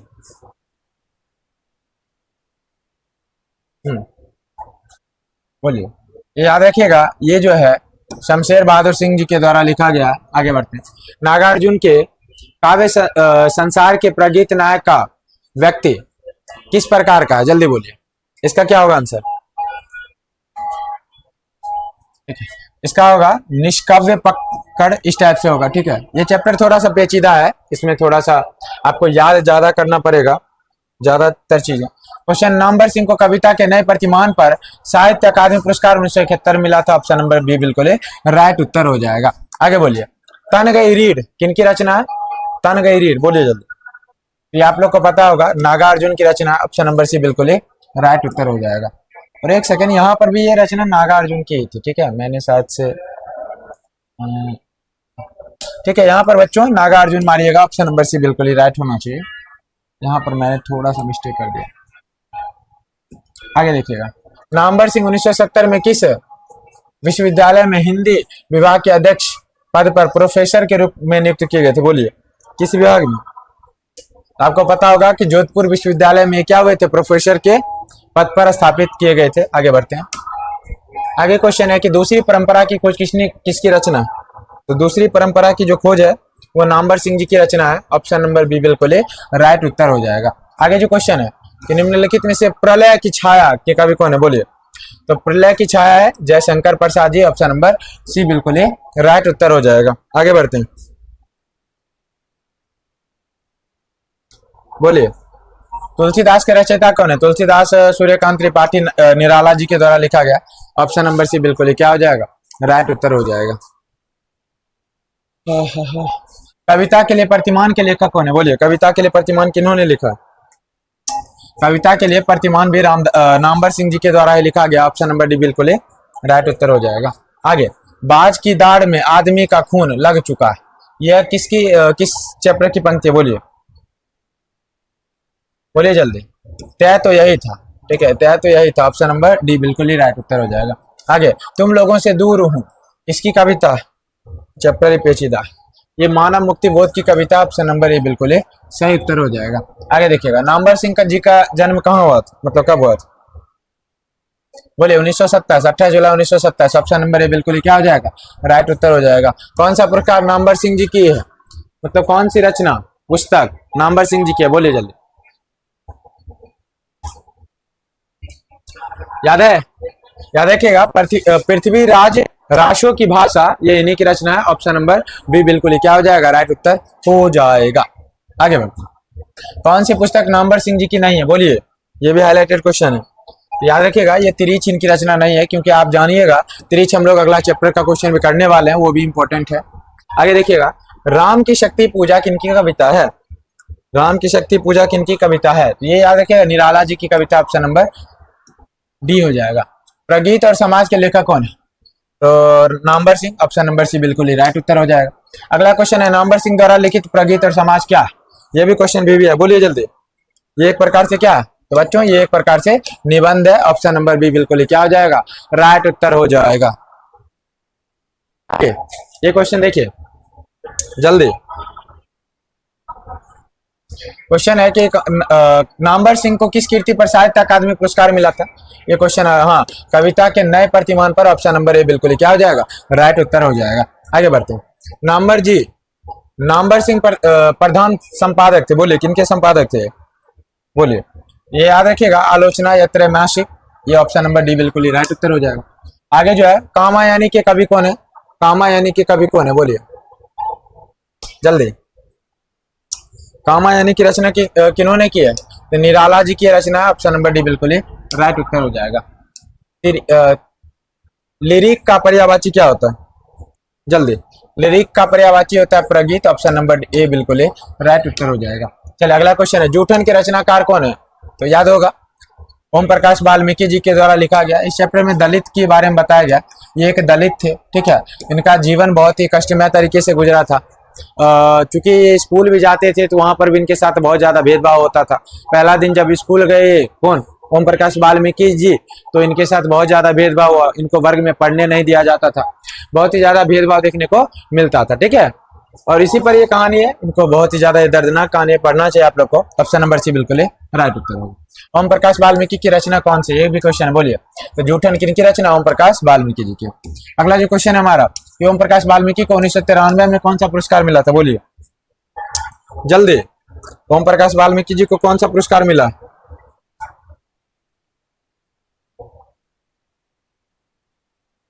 बोलिए जल्दी। ओम प्रकाश वाल्मीकि जी को कौन सा पुरस्कार मिला है,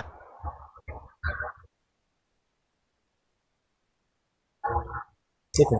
आपको पता होना चाहिए कि डॉक्टर अंबेडकर राष्ट्रीय पुरस्कार इनको दिया गया, ऑप्शन नंबर ए बिल्कुल राइट उत्तर होगा। ओम प्रकाश वाल्मीकि को कौन सी पुस्तक, मतलब इनकी कौन सी पुस्तक नहीं है, पुरस्कार नहीं मिला, सॉरी, इनके कौन सी पुरस्कार इनको नहीं मिला गया, बोलिए जल्दी। इनको कौन सा पुरस्कार नहीं दिया गया है, बोलिए, एक सेकंड।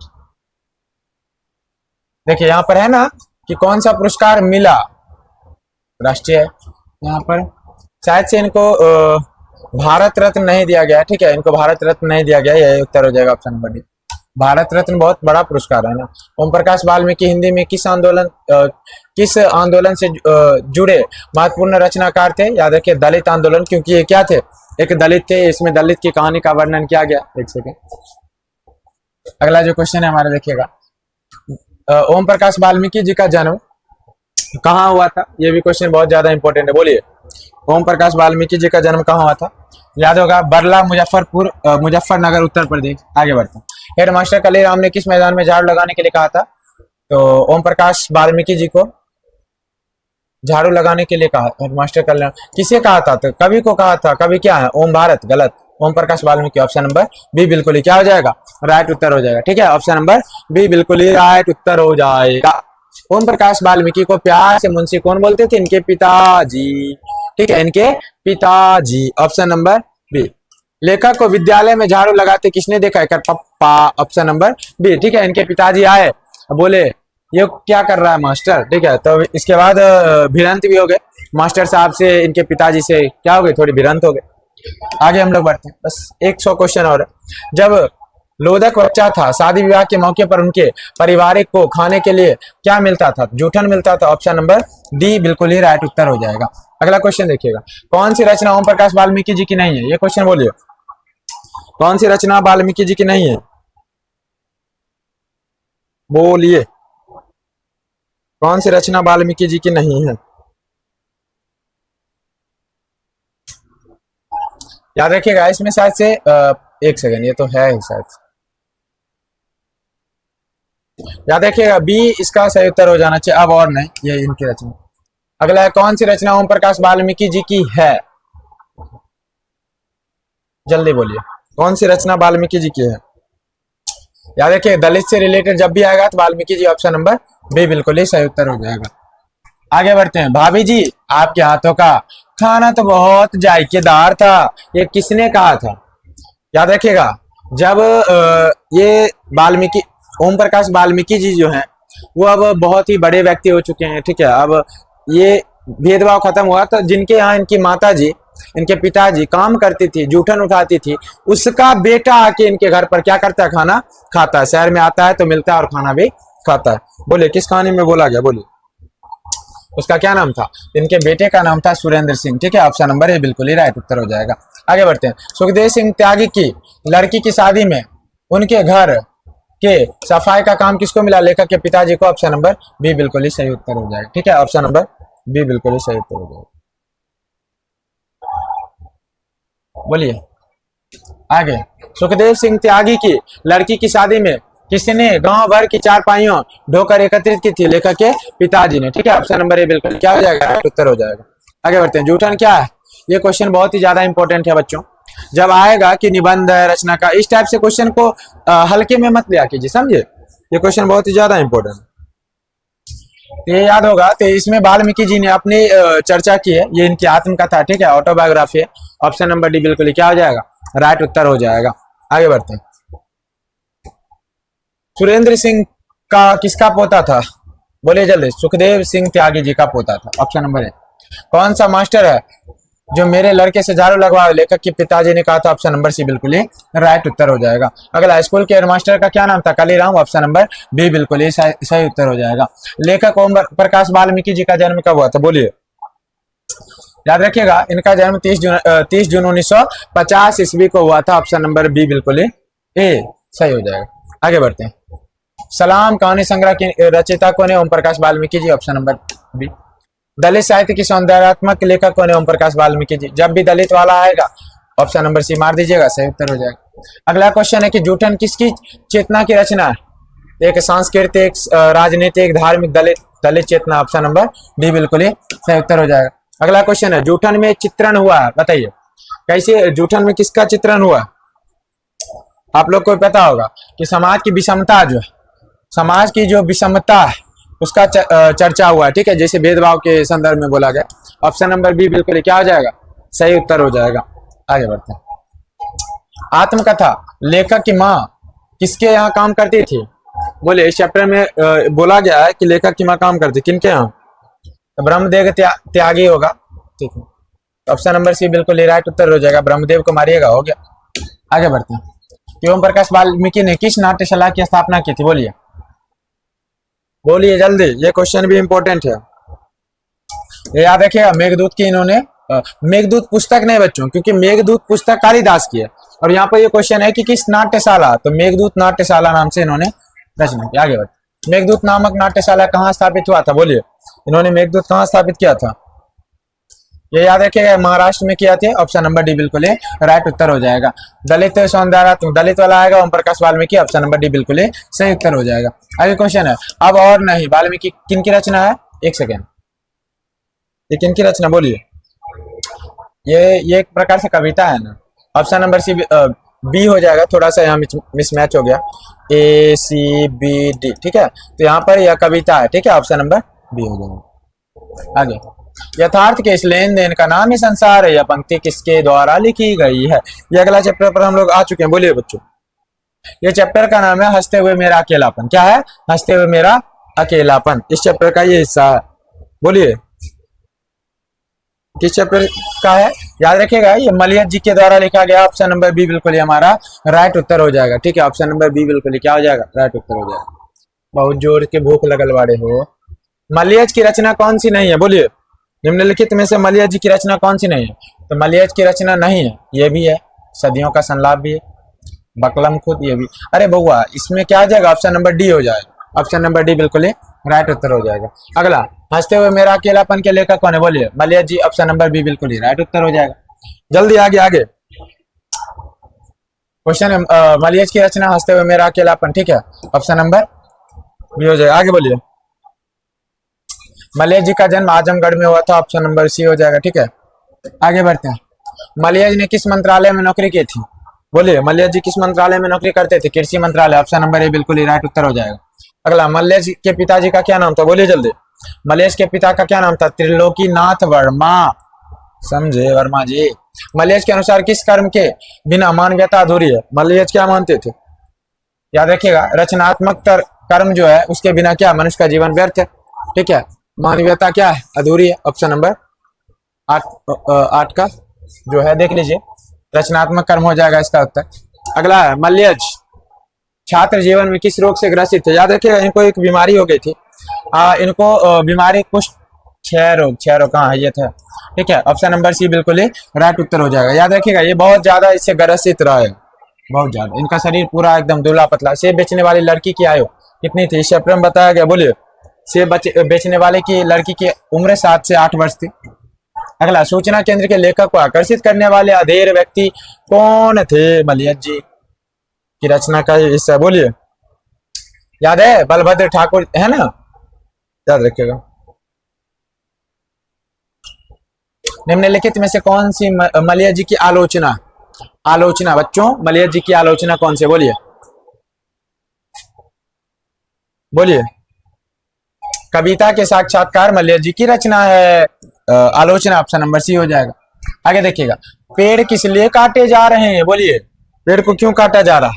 तो जाहिर सी बात है, इस चैप्टर में बताया गया कि ईंधन के लिए पेड़ को काटे जा रहे हैं। ऑप्शन नंबर बी बिल्कुल सही हो जाएगा। कौन सी रचना मलियत जी की, बोलिए, मलियत जी की रचना कौन सी है। याद रखिए, जख्म पर फूल, ऑप्शन नंबर सी बिल्कुल ही राइट उत्तर हो जाएगा।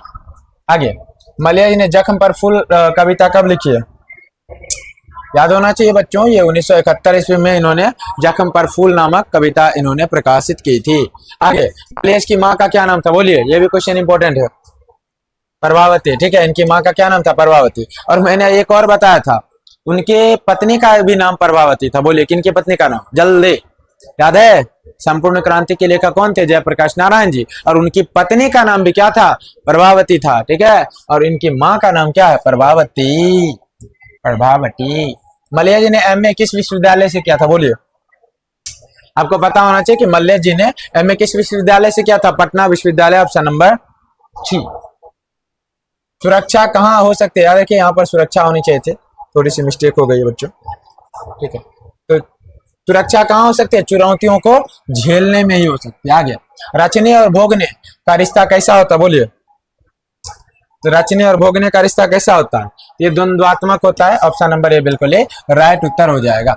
आगे हम बढ़ते हैं, हंसते हुए मेरा अकेलापन के लेखक कौन है, मलियत जी, ऑप्शन नंबर बी बिल्कुल राइट उत्तर हो जाएगा। मलियत जी का जन्म कब हुआ, ये भी क्वेश्चन इंपॉर्टेंट है, बोलिए, मलियत जी का जन्म 1935 में हुआ था। ऑप्शन नंबर ए बिल्कुल राइट उत्तर हो जाएगा। मलियत जी का मूल नाम क्या था, एक सेकेंड, हाँ, मलियत जी का मूल क्या नाम था, बोलिए, इनका नाम था Bharat ji Srivastava. Option number B बिल्कुल क्या हो जाएगा, राइट उत्तर हो जाएगा। इनका क्या नाम था, मूल नाम भरत जी श्रीवास्तव। इनको दुलार से प्यार से मलियत जी कहा जाता है।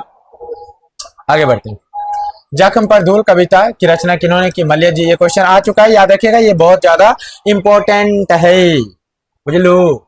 1995 में परिवेश सम्मान किन्हें प्राप्त हुआ, मलियत जी को मिला है। ठीक है, एक सेकेंड, अरे मोरी मैया, बोलिए, ये तो परिवेश सम्मान हो गया ना, परिवेश सम्मान तो पहला chapter, Balkrishna Bhatt. Option number A बिल्कुल सही उत्तर हो जाएगा। ठीक है, ये क्वेश्चन थोड़ा सा इसमें ऐड हो गया।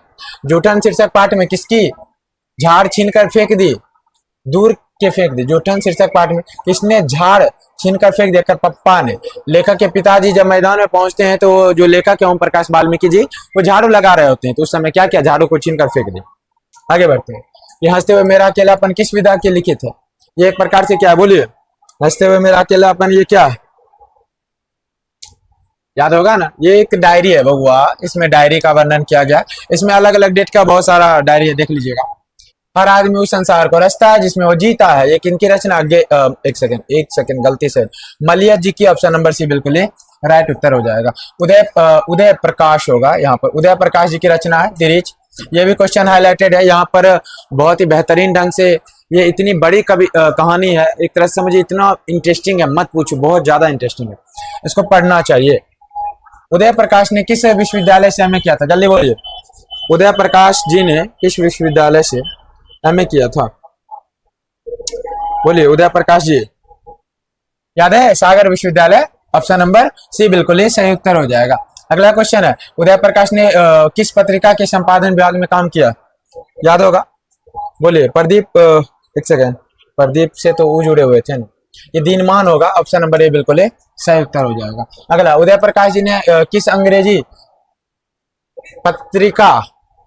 पत्रिका का संपादन किया, बोलिए, किस अंग्रेजी पत्रिका का संपादन किया, तो एमिनेंस। ऑप्शन नंबर सी बिल्कुल राइट उत्तर हो जाएगा। उदय प्रकाश जी किस पत्रिका के सहायक संपादक थे, बार बार इसमें संपादक ही आ रहा है जी, याद रखिए, संडे मेल, नई दिल्ली। ऑप्शन नंबर बी बिल्कुल सही उत्तर हो जाएगा।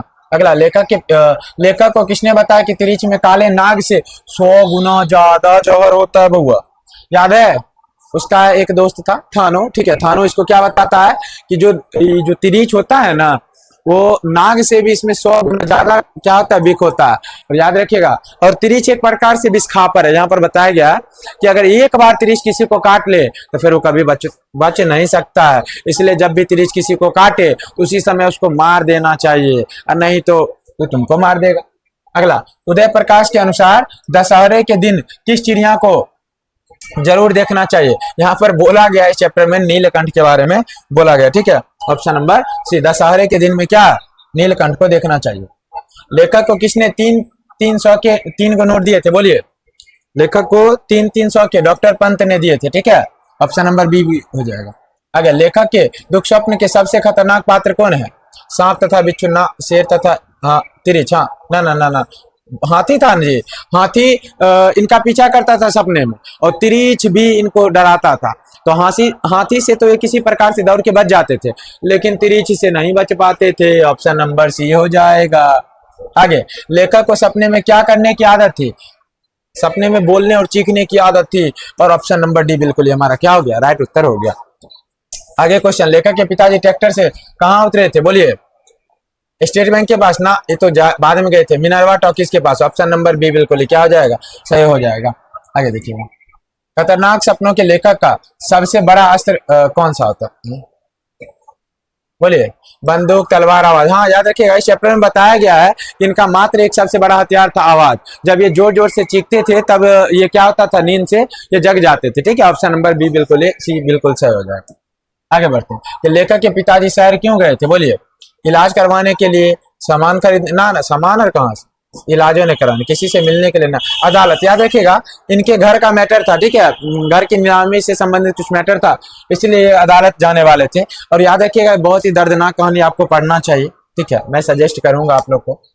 कौन सी कहानी उदय प्रकाश जी की नहीं है? ठीक है, which one of the important work is not belongs to Uday Prakash Chandra? याद रखिए, मैंगोशील, ये मैंगोशील जो है इनकी रचना नहीं। एक सेकंड, हाँ सही है। आगे बढ़ते हैं, लेखक के पिताजी को बचपन में किस रोग की शिकायत थी? बोलिए। बचपन में इनको क्या था? बोलिए। बचपन में इनको क्या था? बचपन में इनको डिसाइटिस थी। आगे, तिरिच कहानी के पिताजी का क्या नाम है? बोलिए। ये भी चैप्टर में क्वेश्चन आया हुआ है, बोलिए। राम स्वारथ प्रसाद, ये एक प्रकार से हेडमास्टर थे बउआ। ये पूर्व हेडमास्टर थे अपने गांव में, क्या थे, पूर्व एचएम थे, हेडमास्टर। और बाद में ये शहर में मारे जाते हैं, ठीक है। पागलपन, बहुत सारा कहानी का बता। कहानीकार तिरिच की लाश को जलाने जंगल में किसके साथ गए? थानू के साथ। थानू, भानु, सानू, सानू ने, भानु ने, थानू, ठीक है। इसको सही बनाते हैं। ऑप्शन नंबर सी बिल्कुल ही सही हो जाएगा। अगला क्वेश्चन है, ये पंडित राम अवतार क्या थे? एक वैद्य थे। ऑप्शन नंबर बी बिल्कुल ही सही हो जाएगा। और इन्होंने, राम अवतार ने क्या किया था? इनको एक होता है पीस, क्या होता है, इसको पीस के जड़ी बूटी बनाकर पिलाया था। उसके बाद ही इनका संतुलन क्या हुआ था, बिगड़ गया था। आगे बढ़ते हैं, ये तिरिच कहानी के कहानीकार कौन है? बोलिए। तिरिच कहानी के कहानीकार कौन है? तो सबसे इंपॉर्टेंट क्वेश्चन है, बोलिए। उदय प्रकाश जी क्या है? तिरिच के लेखक के। ऑप्शन नंबर ए हो जाएगा। अगला क्वेश्चन है, कौन सी कृति उदय प्रकाश जी की नहीं है? बोलिए। उदय प्रकाश जी की कौन सी रचना नहीं है? आपको पता होगा कि टूटा हुआ पुल इनकी रचना नहीं है। ऑप्शन नंबर सी हो जाएगा। तिरिच कैसी कहानी है? याद रखिएगा, तिरिच एक कहानी है। कैसी कहानी है? तो प्रतीकात्मक कहानी। ऑप्शन नंबर बी बिल्कुल ही सही हो जाएगा।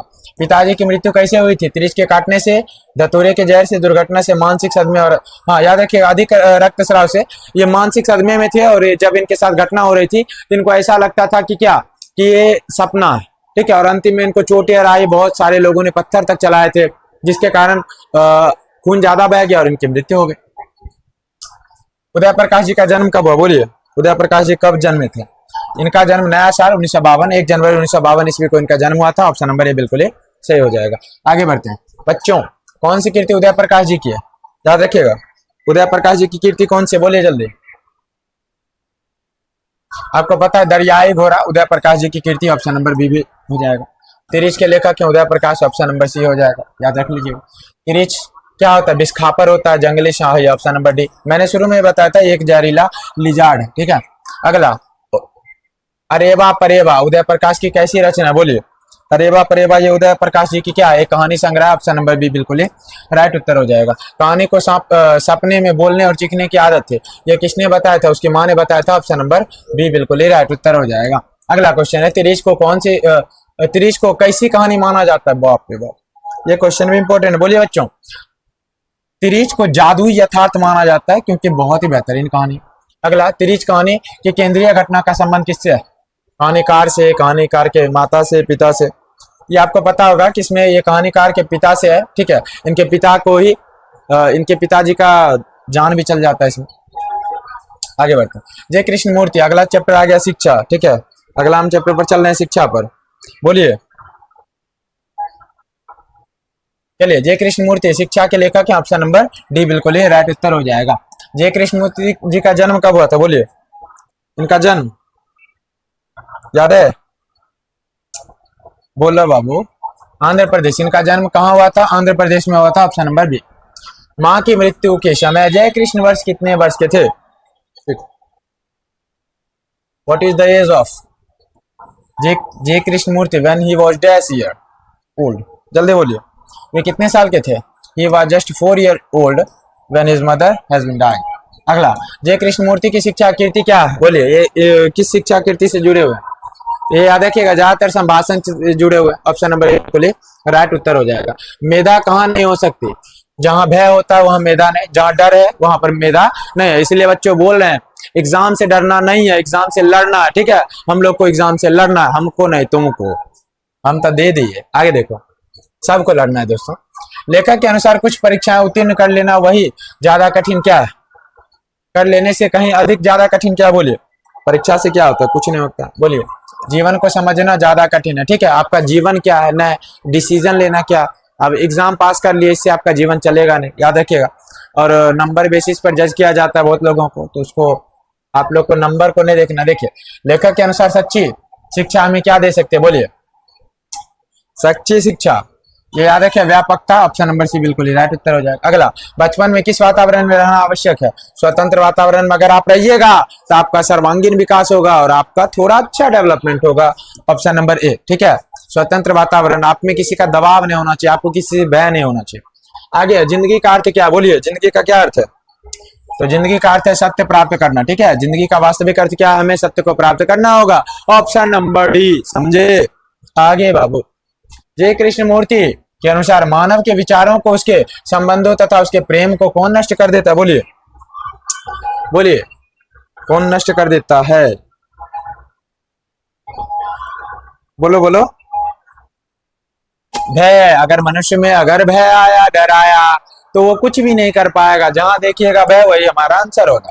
आगे, जय कृष्ण मूर्ति के अनुसार संपूर्ण विश्व किस ओर अग्रसर है। बोलिए, पूरा दुनिया किसकी ओर अग्रसर है। याद रखिए, पूरा दुनिया विनाश की ओर अग्रसर है या नाश की ओर अग्रसर है। ऑप्शन नंबर बी बिल्कुल ही क्या हो जाएगा, राइट उत्तर हो जाएगा। आगे बढ़ते हैं, the first and last freedom किसकी कीर्ति है। The first and last freedom, याद रखिए, ये जय कृष्ण मूर्ति जी की कीर्ति। ऑप्शन नंबर सी बिल्कुल ही राइट उत्तर हो जाएगा। अगला जो क्वेश्चन है हमारा, साम्यवादी किससे लड़ रहे थे। बोलिए, साम्यवादी, याद है, साम्यवादी पूंजीपति से लड़ रहे थे। ऑप्शन नंबर बी बिल्कुल क्या हो जाएगा, राइट उत्तर हो जाएगा। अगला क्वेश्चन है, जय कृष्ण मूर्ति जी का जन्म कब हुआ। बोलिए, जय कृष्ण मूर्ति जी का जन्म आपको याद है, दिन में हुआ था कि रात में। अरे उत्सव छोड़ो, 12 मई 1895 को इनका क्या हुआ था, जन्म हुआ था।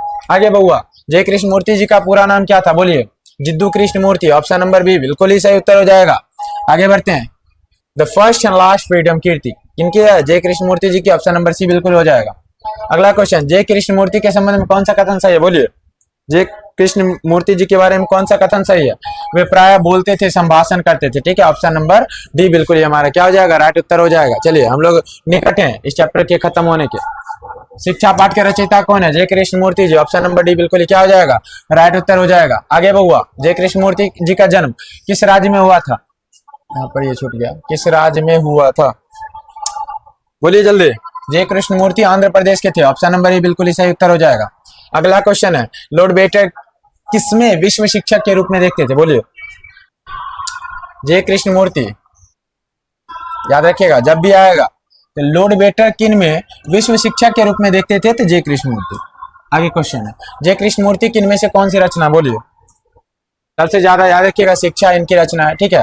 शिक्षा इन्हीं की रचना, किनकी रचना? जय कृष्ण मूर्ति जी की रचना है। तो इस प्रकार आपने देखा कि मैंने लगभग 350 से भी अधिक ऑब्जेक्टिव को आप लोग के समक्ष करवा दिया है, ठीक है। और अगर आपको भरोसा नहीं, एक second, just wait a second.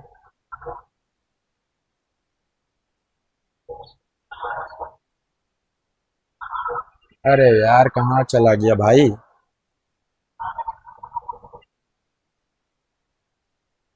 अरे देखो बउआ, यहाँ पर आप देख पाएंगे कि 350 ऑब्जेक्टिव है, ठीक है, दिख रहा होगा। हमने 350 ऑब्जेक्टिव का सेशन बहुत ही आसानी से बेहतरीन ढंग से खत्म कर लिया है। उम्मीद है कि आपका रिवीजन इससे हो गया होगा, ठीक है। जिस क्वेश्चन को आपको आता है उसको तो देखना ही है, जो नहीं आता है उसको बार बार देखना है, ताकि आप जो क्वेश्चन नहीं कर पा रहे हैं उसको कीजिए, ठीक है। मिलते हैं एक नए वीडियो में, तब तक के लिए वीडियो देखने के लिए धन्यवाद। Thanks for watching. वेल।